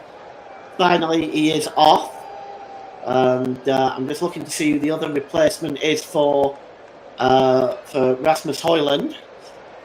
And he's still having words with the official, is Kyle Walker, about the amount of time that Martinez is taking to get off the pitch. As we're just trying to... Looks like, yes, it's Rashford who's the other substitute for Rasmus. So we have got Rasmus Højlund and Johnny Evans on for Lisandro Martinez and Marcus Rashford. Those are the first roll of the dice by Erik ten Hag. There is 17 minutes left in this game. And, Rashford is also taking his time to come off the field, but off he is now, and Højlund is on. And Højlund has been very effective for Manchester United this season. He's been able to bag in a few goals in such a short period of time. And the referee now is just going to allow the corner to be taken. It's going to be taken by Bernardo Silva. And it's swung in. Heads go up, and it's in the air by Dalot, and goes behind for another corner. And, Højlund actually has 10 goals this season. So he's an extra threat up front for Manchester United. The corner is now going to be taken down the right-hand side, and it's going to be Julian Alvarez who swings it in. The heads go up. It may just have come off Rafael Varane first, but Haaland goes down, and they are claiming a penalty. And Haaland, can't believe that has not been given. Let's take a look. Flicks off Varane's head. And, you have to say there was contact there by Mainu. I mean, I've seen them given. I have seen them given, but on this occasion, there is no further action taken by the referee today. And Manchester United will continue to maintain their 2-goal lead. As the ball is with Alvarez now, being chased by Amrabat. Alvarez wins it, gives it to Doku. Doku drops it back to Manuel Akanji, and he's given the ball to John Stones. Stones, Kyle Walker. Still City pressing. Here's Phil Foden. Back to Manuel Akanji again. In the middle there, midway inside the Manchester United half of the field. It's sprayed down the left-hand side to Doku. Doku across to Gvardiol. Gvardiol gives the ball there to Rodri. Rodri pulls the ball back there to Alvarez. Alvarez. Doku. Doku tries to get away from Wan-Bissaka. And Doku just holds the ball up. He's now under pressure from Wan-Bissaka and Amrabat. He drops the ball back to Alvarez. Alvarez back to Akanji. He's about 35 yards out. Gives the ball to Walker. Walker's going to have another shot. And another fine save by Andre Onana. Gets down to his right, makes a one-hand save there. And the rebound is picked up and cleared away. He's offside anyway. There must have been a player in an offside position there. But Onana wouldn't have known that. And what a superb save that was again from Walker's shot. Yes, Haaland was in the offside position and he went for the ball, but cutting across and making that challenge was Scott McTominay. But a super save by Andre Onana, getting down to that right-hand side. And the free kick is taken by Andre Onana for the offside. And he's looking for Bruno Fernandes, who just nips it down the left-hand side and tries to get away there from Kyle Walker. He goes down under the challenge. The referee says no free kick. And here's Rodri. Rodri, long ball to the left now to Jeremy Doku. It's in the air by Aaron Wan-Bissaka, but Doku picks it up. And he's just trying to get away. Is Doku from Amrabat. Doku has still got the ball. He's shoved over that tide. Finally, a free kick is given. And Manchester United cannot believe it. It's going to be a free kick from a very dangerous position, just 2 or 3 yards outside the Manchester United penalty area on the right-hand side. But let's take a look at this and see if there really was much in that. Well, there really wasn't. The funny thing is, and I'm not just saying this, the funny thing is, there wasn't much difference between that and what Haaland had in the penalty area at the other end of the field. There's just a lack of consistency when it comes to these type of challenges. And anyway, the free kick is just on the corner of the D on the right-hand side. Julian Alvarez and Phil Foden are over it. Of course, this would normally be Kevin De Bruyne, but he has been taken off. So Foden and Alvarez are over this as we have 12 minutes left to go. In about 10 minutes, I'll be naming my player of the match. If you have any thoughts about player of the match as well, please put them in the comment section. I'll read them out. Of course, it's an opinion-based game, so everybody please just feel free to just chuck in who you think it should be the player of the match. I'll be announcing it in about 10 minutes' time. And here's Alvarez and Foden both standing over this free kick. Let's see who's going to take this one. I just think it may be Foden. It is Foden, and it's right into the wall. And it breaks back, though, to Alvarez. Alvarez tries to find Doku, but it's a poor pass. And he finds Wan-Bissaka. And Wan-Bissaka was trying to set off Garnacho on his way, but he plays the ball off Gvardiol. And it's going to be a throw-in. I see Manchester United fans looking very happy right now. Still 2-0. And going to be a throw-in to Manchester United. As the referee there play it forward and looking for Rasmus Højlund. Højlund putting Akanji under pressure, and the referee has given a free kick against Manuel Akanji, and now Manchester United have a free kick in a very dangerous position, about 4 yards outside the penalty area.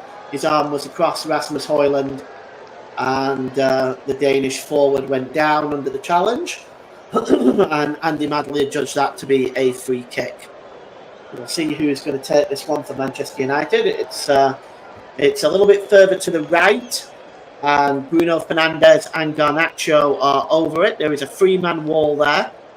Haaland is in that wall. Alvarez is in there. I think also Bernardo Silva. I think this is probably going to be Fernandes, but we'll see. It's actually Foden, Alvarez, and Haaland. But we're just going to see if he's going to have a shot here. He does, Fernandes, and it's right into the arms of Stefan Ortega. and he just holds the ball up now. And Manchester United had the shot there, but was not able to treble their lead. As here goes Bernardo Silva, and he releases the ball there to Rodri. Rodri's got time and space in front of him. A quick 1-2 with Julian Alvarez. Rodri again plays the ball to Alvarez. He tries to lay it off to Bernardo Silva down that right-hand side. Bernardo Silva, corner of the penalty area here. Laid off to Rodri. Gets into the penalty area. Rodri, and it's just bad control by Phil Foden. You know it's not going to be your day when that happens. It just bounces behind him, and Amrabat clears the ball, but only as far as Doku. This time down the right-hand side. He crosses the ball in, and it's out of play and behind by Johnny Evans, and it's going to be a corner to Manchester City. Manchester City 0, Manchester United 2, the 2024 FA Cup final.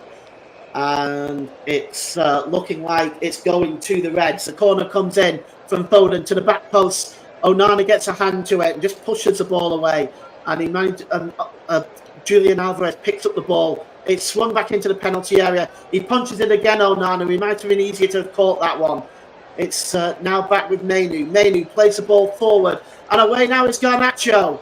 Garnacho gets challenged by Kyle Walker. Good challenge there by the England fullback on Garnacho. It's going to be a throw into Manchester United as time is ticking down in this one. We will have the presentation for you at the end of the game. I'll go back to JB and we'll have a discussion with JB. We'll take a short break and we'll be back for the presentation of the trophy, the famous FA Cup, and those Manchester United fans now starting to feel it. Revenge for the Manchester Derby defeat last season. This will feel very, very sweet in the mouths of Manchester United fans and also in the mouth of Eric Ten Hag.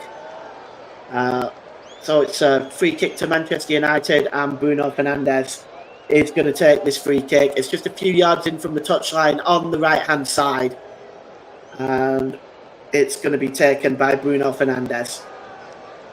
Fernandes just holds the ball up and it's swung long towards the left-hand side of the penalty area. Getting in the header there was Rafael Varane, and just trying to get in front there was Johnny Evans.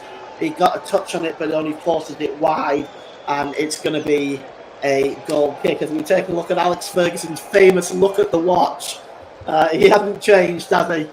The famous look at the watch to see how much time is left, and something he did throughout his career continuously. And well, there was some controversy surrounding stoppage time and Alex Ferguson, but it's all fun and games, isn't it? Andre Onana has the ball now.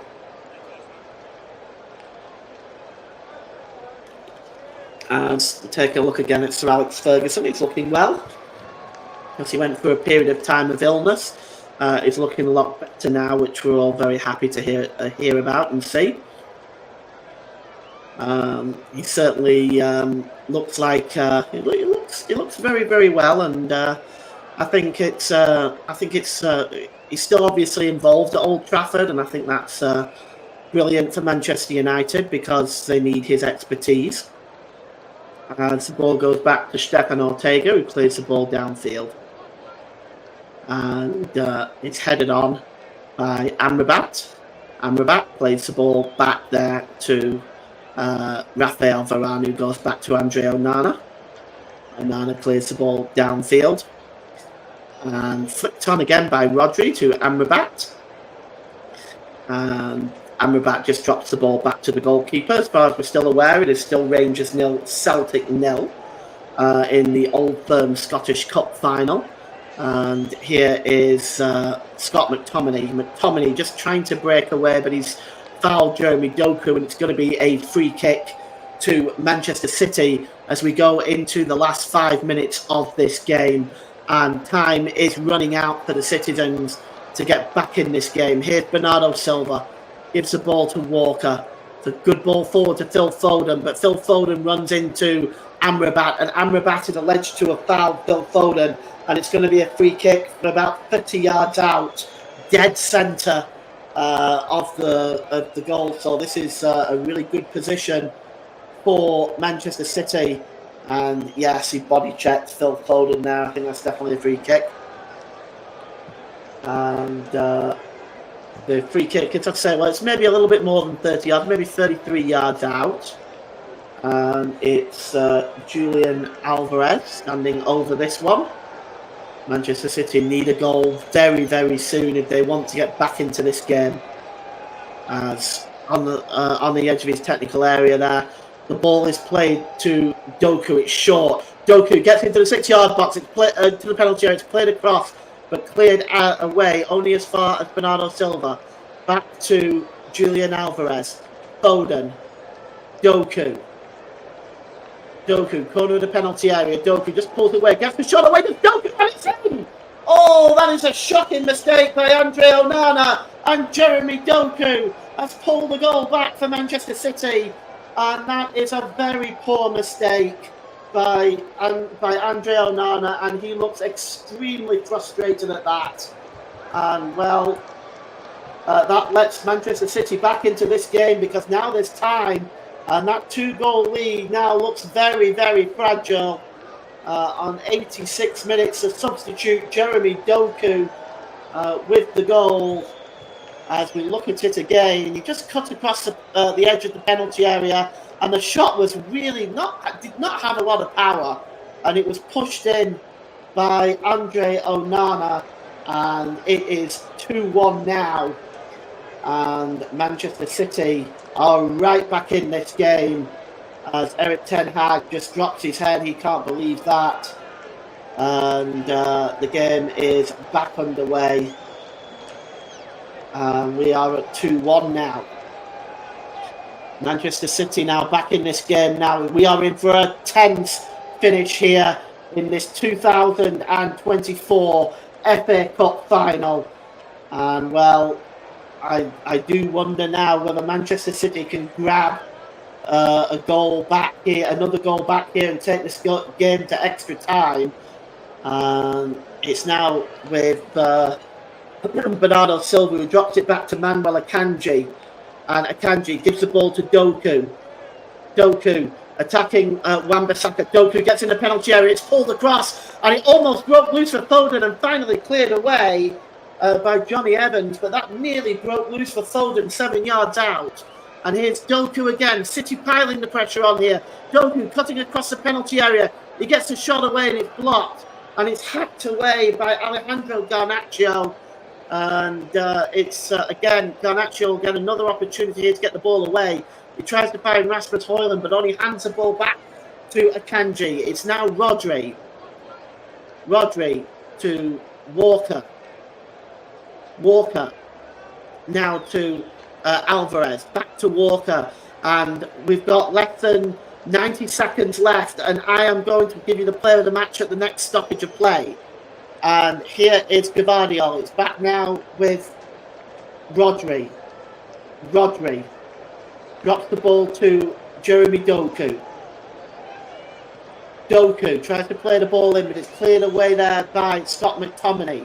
And it's picked up by Kyle Walker, who gives it back to Ortega. And picked up there by Bernardo Silva. Gives the ball across there to Rodri, who gives it to Akanji, who in turn gives it to Julian Alvarez. Back to Rodri. Good ball down the left-hand side to Jeremy Doku. Doku pulls the ball across there, looking for Gvardiol. Comes back to Akanji with the shot, and it goes out of play. And it's a goal kick. So I'm going to just give a player of the match here. And today's player of the match, as sponsored by Commentary Services, is going to go to Manchester United's number 17, Alejandro Garnacho. Garnacho scored a goal and been involved in the goal, the second goal as well. He's been really quite dangerous down the right-hand side. So today's player of the match, as sponsored by Commentary Services, goes to Manchester United's number 17, Alejandro Garnacho. If you perhaps have a different name, please feel free to comment in the comment section. We'll read it out as Simon Hooper has given 7 minutes of stoppage time in this game. We have 7 minutes of stoppage time. What a finish this is going to be. Here's Garnacho for Manchester United. And 7 minutes added on in this game as that ball goes behind. Manchester United now making 2 changes. Victor Lindelof and Mason Mount are going to be coming on. Well, this is I don't know if this is more of a time wasting thing or just a change to add some extra bodies in the midfield and defence to kind of strengthen things a little bit. But here's Alvarez. Gives the ball to Doku. He's got Wan-Bissaka in front of him. Gets in the penalty area. Doku. Wonderful challenge by Wan-Bissaka. That was a wonderful challenge by Wan-Bissaka, which he had to get absolutely right. And he did. And it's a corner now to Manchester City. Rangers and Celtic still 0-0. There's about 3 minutes left there. Here's the corner down the left-hand side, which Alvarez will take it. Swung in, and Onana plucks it out the air with authority that time. As Andre Onana will be hoping beyond hope that Manchester United were able to keep that lead after that error. I mentioned earlier that Andre Onana does have an error in him, but for the most part today, he has played really, really wonderfully well. So he'll be very disappointed with himself on that one. The ball is downfield and it's headed down by Gvardiol. And here's Doku. And the challenge by Garnacho on Doku. It runs off Garnacho and it's going to be a throw-in just on the halfway line for Manchester City as we are ticking down into these 7 minutes of stoppage times as the substitutions are about to be made. Substitution is about to be made now. Scott McTominay is coming off. And Alejandro Garnacho, our player of the match, I think is the other. We'll just see exactly in a moment. So, yes, Garnacho just making his way off the field. McTominay has picked up a knock, so he's had to come off as a consequence. And it means Mason Mount and Victor Lindelof are on for McTominay and Garnacho. Okay, and here's Gvardiol now. Gvardiol down to Doku. Doku cutting across from Wan-Bissaka, gives the ball to Alvarez. He plays it to the edge of the area, but nobody is there except Kobbie Mainoo. And away now is Rasmus Højlund. He drops the ball back there. And to Amrabat, and Amrabat drops the ball back to Wan-Bissaka, and Wan-Bissaka goes all the way back to Victor Lindelof, and then to Andre Onana. Onana clears the ball downfield, and the head is on by Kyle Walker, and Phil Foden trying to nip in there, but that's a really good challenge by Wan-Bissaka. And here is Fernandez. Fernandez trying to catch Ortega off his line. But it goes behind for a goal kick. And we've had 4 minutes of stoppage time. And it is still Manchester United 2-1 up in this Manchester derby in the FA Cup final of 2024. And we really have been treated to a wonderful final. And here is Gvardiol. Gvardiol gives the ball to Akanji. Akanji across to Kyle Walker. Kyle Walker back to Akanji as City now piling pressure on, looking for that equalising goal. And the ball is played down this left-hand side to Jeremy Doku. 8 minutes of stoppage time being played in the Old Firm clash for the Scottish Cup.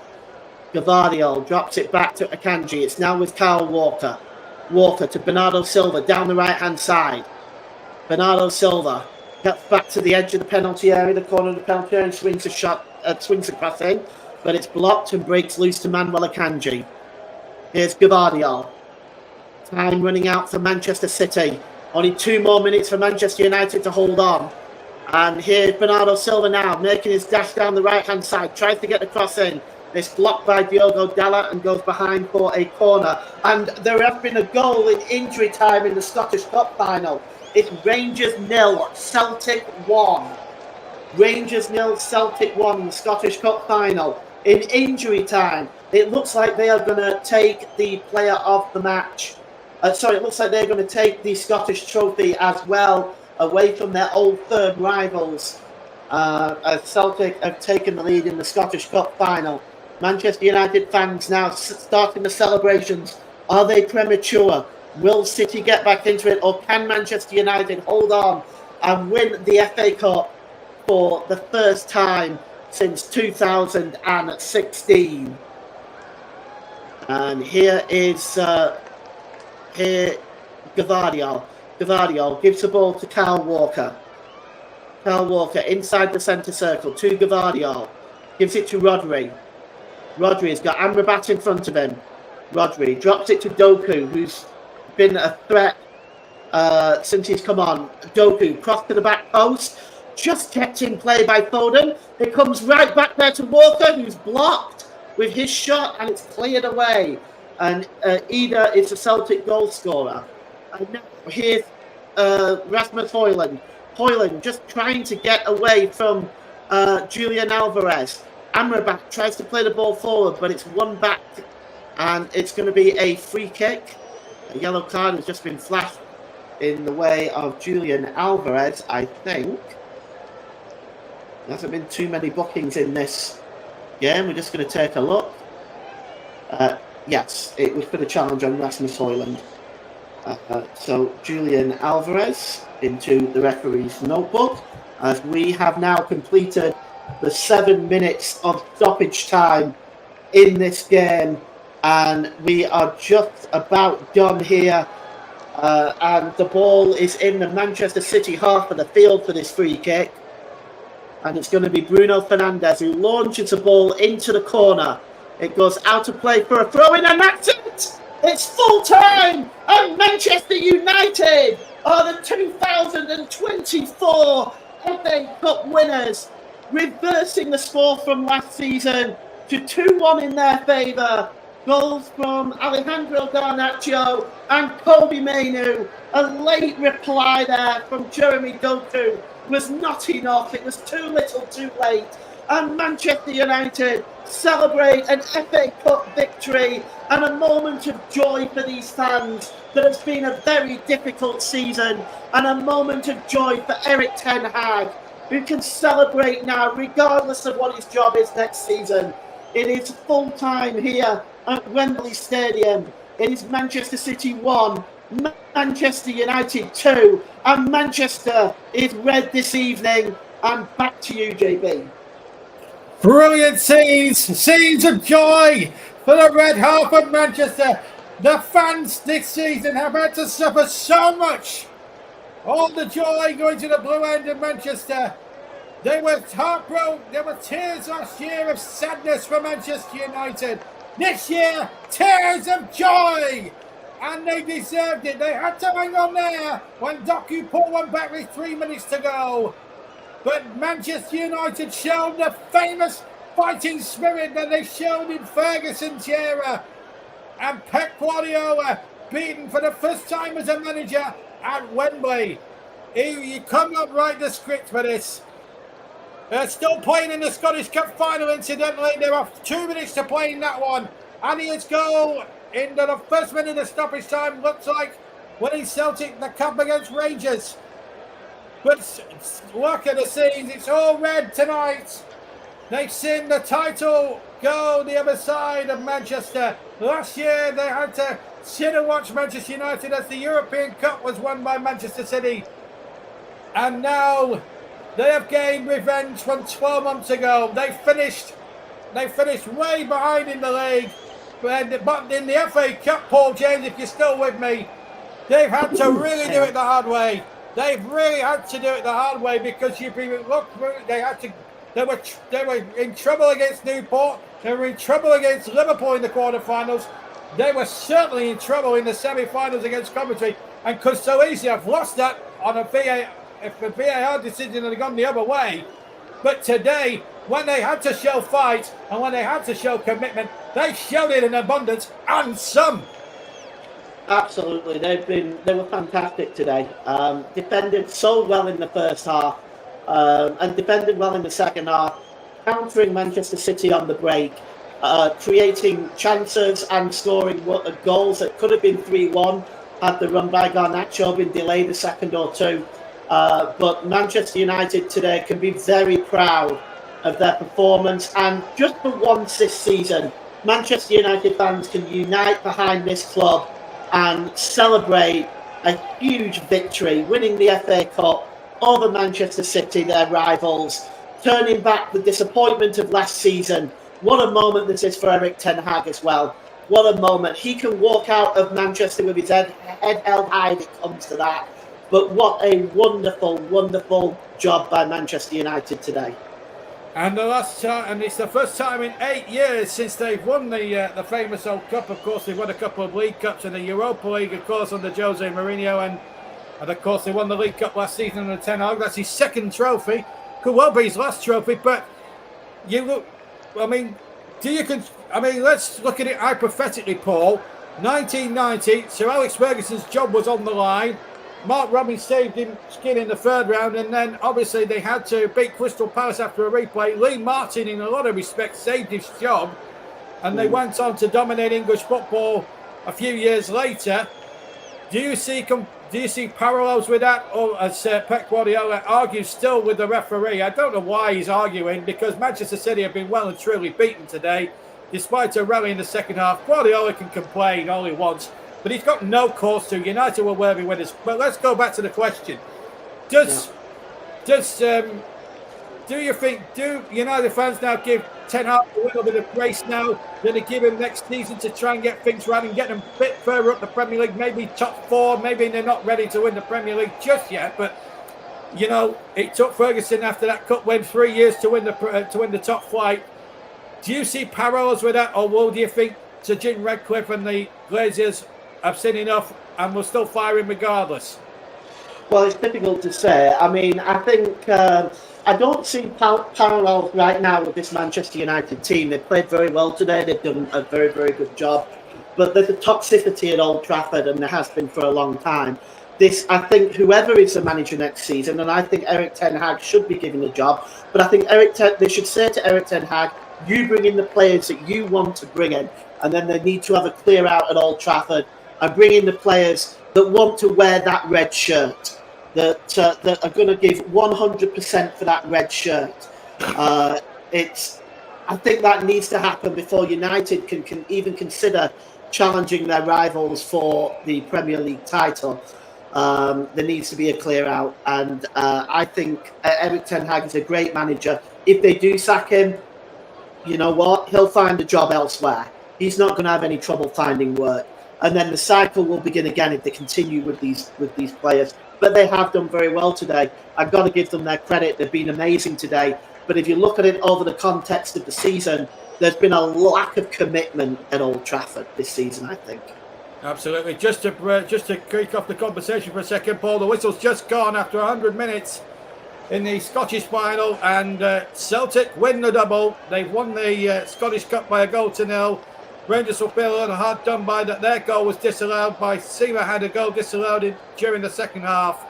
But Celtic have held on, but there will be a little bit of uproar in the blue half of Glasgow tonight. But it's Celtic's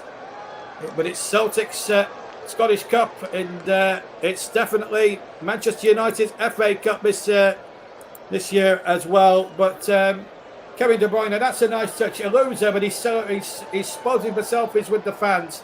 Now, let's just look. I mean, we just saw Pep Guardiola there on TV complaining to the referee. Has he got cause to complain about a couple of decisions that may have gone against Manchester City? And looking at the broader picture, is this a reality check for Manchester City? I mean, won the league last year. They've had so many good times. Is this a reality check as well in the grand scheme of things for Manchester City? Just to prove that sometimes in football, they don't always get things all their own way.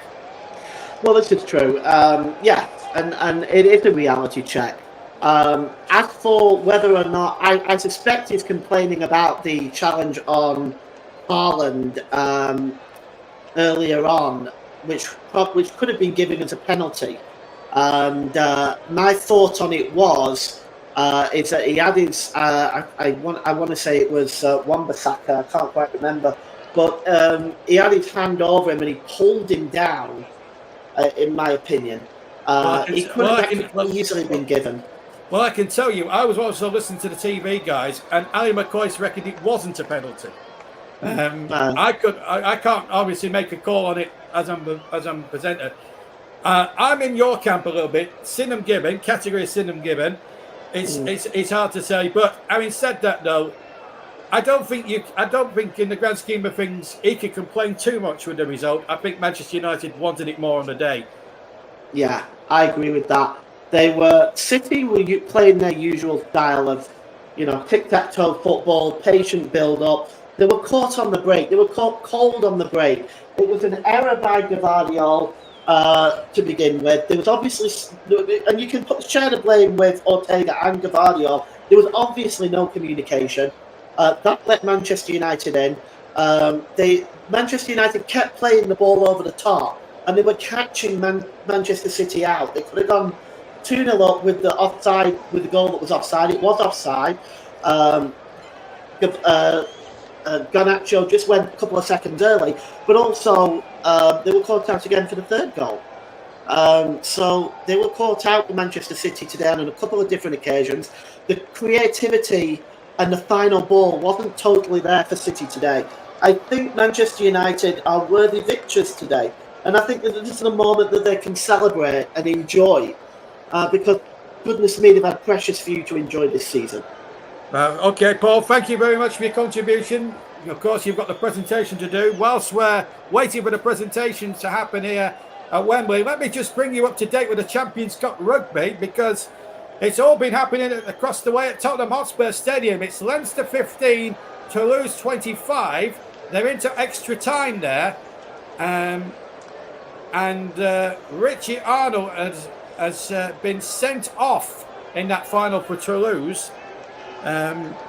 It's been absolutely superb final. Plenty of penalties. Toulouse obviously 10 points ahead in that extra time period.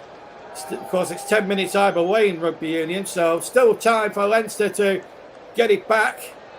But it's all happening in that Champions Cup final. In the Monaco Grand Prix, Charles Leclerc has taken pole position for tomorrow's Grand Prix from McLaren's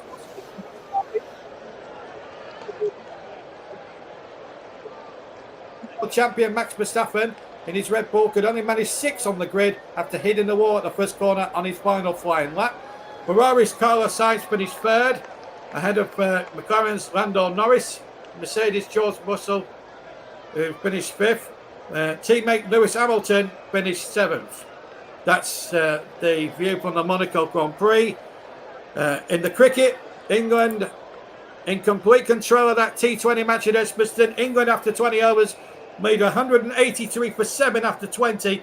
Pakistan need 99 to win, but they're currently on 85 for 4 after half their overs, or after almost 11 overs gone at Edgbaston. They need another 99 to win with just 6 wickets in hand. Rashid has hit 2 wickets as well. Let's just go through the Pakistan innings at the moment as it stands. Rizwan bowled Ali, caught Livingston for 0 from 3 balls. Aroub caught Salt, bowled Topley for 2. Babar Azam, LBW for 32 off Ali on 26 deliveries. Zaman still not out on 39 off 18. He's hit 2 sixes there. Shadi Khan caught Jordan bowled Rashid for 3 from 4 deliveries. Azim Khan not out 10. He's hit a couple of boundaries. 3 extras, 3 wides, 89 for 4. The bowling figures at the moment: Ali, 4 overs, no maidens, 2 for 26. Topley, 2 overs, no maidens, 1 for 23. Jofra Archer has only bowled the 1 over, but he's gone for 15 from no wickets. Jordan has had 2 overs, none for 18. And Rashid, 2 overs, 1 for 7. So England on top, you feel, in the 2020 International at Edgbaston. In the Women's Champions League, they kick off. They've just kicked off there. 9 minutes gone between Barcelona and Lyon in the Women's Champions League final in San Mamés Bahia. It's 0-0 at the moment. Of course, Barcelona. Of course, Chelsea were beaten by Barcelona in that semi-final, denying Emirates an opportunity to go out in style. In the County Championship, Hampshire leads Surrey by 244 with 6 wickets remaining. And of course, Lancashire as well. We'll have a look at Lancashire as well in the County Championship before the end of the programme, because a few of you are Lancastrians as well. Let's just check the scores there. So Lancashire, Warwickshire in their first innings. This is at Old Trafford. Made 284 all out as Manchester City begin their World Cup. Lancashire, in reply, have already lost Wells for no of 2 balls. So 4 for 1. Remember replying to 284 all out for Warwickshire. That's in the County Championship. Meanwhile, back in the FA Cup final, the losers go up first, as it always tradition in the FA Cup final. Well, it's not tradition, because up until the early 90s, it used to be the winners that went up first and received the trophy, then the losers. But now it's the losers that go up first, led of course by their charismatic manager Pep Guardiola.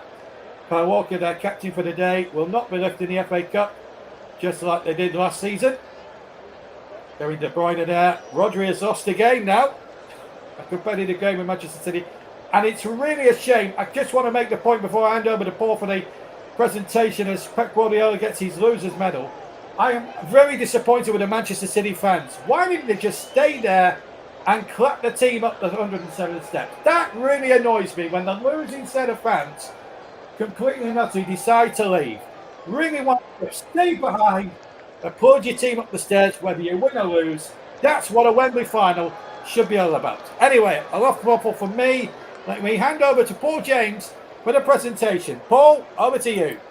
Cheers, JB. Thank you. As yes, the Manchester City players are going up and collecting their runners-up medals right now. Pep Guardiola is shaking the hands of Prince William and Prince George, as Manchester City will look at this as a disappointment. But they've still won the league, and they've won the league for the 4th year in a row. So Manchester City have broken a record. They've done a wonderful job this season. They still look like they could dominate next season as well. So Phil Foden shaking hands with some of the fans as well, as Prince William continues to hand out the medals to the Manchester City players. Football fan himself, Prince William, of course. As the Manchester United players will be ready to take those steps in a few moments to collect the FA Cup. It's the first time since 2016 when they beat Crystal Palace. As there's Ederson there, who wasn't available to play today due to injury. As he shakes the hand of the dignitaries. And Jack Grealish also taking time to shake hands and have a quick word with people as well, showing his class. Jack Grealish, he really is a classy guy, although he's on the end today of a defeat. Manchester City will come back next season. Stefan Ortega there. I wonder whether he'll be taking a long look at himself after today. And on the whole, he's a very stellar goalkeeper. And it's unfortunate that this error should come about today. Now for Manchester United, as they will begin to take the stairs, Alex Ferguson with a great big smile on his face. And this must bring back memories for him. As Manchester United now being led by their captain Bruno Fernandes, and that's a nice show of class from the Manchester City players, lining up and clapping the winners there, as Erik ten Hag, a big smile on his face as he leads his team up the Wembley steps to pick up the famous old trophy. As what a game and a performance and a tactical performance that Erik ten Hag has put on today as well. And he can feel very, very adjudicated at his performance today. He can walk away from this job if it has to be that way, and he can maybe take a break or go into another position. But Erik ten Hag, in my opinion, is an excellent manager, and he just hasn't had it the way that he wanted it at Old Trafford. I'm certain he would have wanted to bring in some players of his own. Perhaps he wasn't able to do that.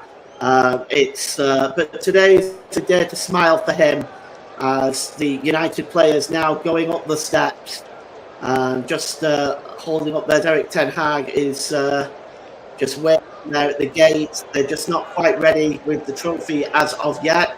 Kobbie Mainoo high-fiving some of the supporters on that side. He'll be looking at a position in the England squad for the forthcoming European Championships as well.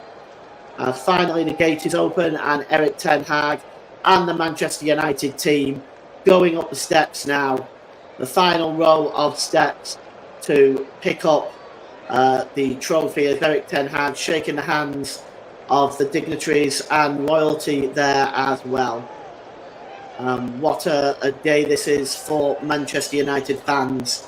A moment now to savour, as finally, after such a while, they finally get one over on their city rivals. As there's Amad Diallo, not able to make an appearance today, but he's a very talented young footballer. There's Erik ten Hag shaking hands, and Raphael Varane collecting their winners' medals, as medals being handed over by Prince William. And you see in the background there Christian Eriksen as well, as he's handed his medal. And Victor Lindelof, who when he came on in the second half looked very, very good, steady defensively, and helped see out this lead for Manchester United. As now Bruno Fernandes, the captain, he's the one that will lift that famous old trophy.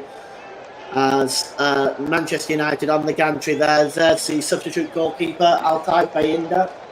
He hasn't had much this season to go with. He's been in a few FA Cup ties and some League Cup ties, but he really hasn't had the opportunity much this season. But he's a fine goalkeeper. There's Casemiro. Did not make the squad at all today, as Bruno Fernandes shaking the hands of the dignitaries. As the photograph there, Garnacho, there's Kobbie Mainoo kissing their medals there. Very, very pleased. It's a wonderful day for these Manchester United players. As Rasmus Højlund having a quick word with Prince William, as we are waiting for that famous trophy to be presented to the skipper of Manchester United, Bruno Fernandes. As it... you see there Scott McTominay, who again was really good today. Now Prince William hands the trophy to Bruno Fernandes. The city of Manchester is red this evening as Manchester United lift the FA Cup of 2024.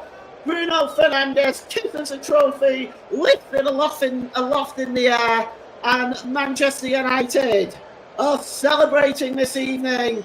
And they'll be celebrating long into the night as a trophy is lifted again by Bruno Fernandes. He hands it to Diogo Dalot, who in turn will hand it to Garnacho, as the Manchester United team just celebrating this moment. They can enjoy this moment. They qualify for the Europa League for next season along with Tottenham Hotspur. Chelsea will go into the Conference League, and of course City, Arsenal, Liverpool and Aston Villa will go into the Champions League, as Altay Bayindir lifts the trophy. And Alex Ferguson, well, you can't take the smile off his face, can you? It's a great moment for him and must bring back some wonderful memories. As Sergio Martinez just lifts the trophy, celebrating big time there. He's already been a World Cup winner, and he hands the trophy there to Christian Eriksen, and of course Martinez will join up with the Argentinian squad for the Copa America next month, and maybe looking at more silverware there, as the trophy is handed to Victor Lindelof from Mason Mount. Victor Lindelof lifts up the trophy and it will be handed finally to Aaron Wan-Bissaka and then to the goalkeeper, Andre Onana, as we look at these Manchester United fans, and that young man on his father's shoulders there will remember this day for the rest of his life, as finally the trophy is handed to Erik ten Hag. He kisses that famous old trophy and lifts it up in the air, and he has an end to what has been a very difficult season, a very happy ending for him. And Manchester United now will take the trophy down the steps and will, of course, have the usual and traditional team photo taken with the cup. So Manchester United fans all on their feet, as JB alluded to earlier. A lot of the City fans have left, which is disappointing, not to see their team go up and collect their medals. But Manchester United now just go down the steps and go to have their photo taken. And JB, what a moment this is for these Manchester United players. It is. It was a fantastic moment. And before we go, Paul James, I knew this was going to be a tough assignment for you. You were dead nervous at the start, or you were dead nervous before the start. Can I just say, to replace me as cup final commentator is big shoes to fill. You have filled them 10 times over, mate. You did a magnificent job. Your commentary was excellent. You were pinpointed on everything. A very big well done to you. I feel that the master has been mastered by you. Can I just tell you that? Thank you, JB. I don't wish to big head you before the Euros, but you've been superb. You go and have a lie down. I'm going to wrap the programme up, but you need a lie down. You're covering the prior final tomorrow, aren't you? Yeah, that's right. The playoff final, Leeds and Southampton. Looking forward to that one, actually. Yeah, and you can hear that with Paul. Thanks, Paul, for your contributions today. You can hear Thanks, that JB. match. You can hear that match tomorrow. £150 million at stake for the winner. It's winner takes all at Wembley tomorrow in the Championship playoff final. Two great names of English football, Premier League regulars for so many years. It will be Leeds United or Southampton. You'll be able to find out tomorrow afternoon from 2:50 with Paul. And then, of course, we'll have the European Cup final.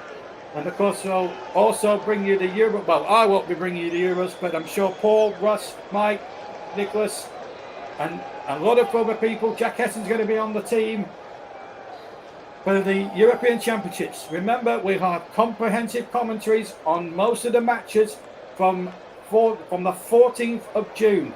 And we start with the big one, the opener. Germany against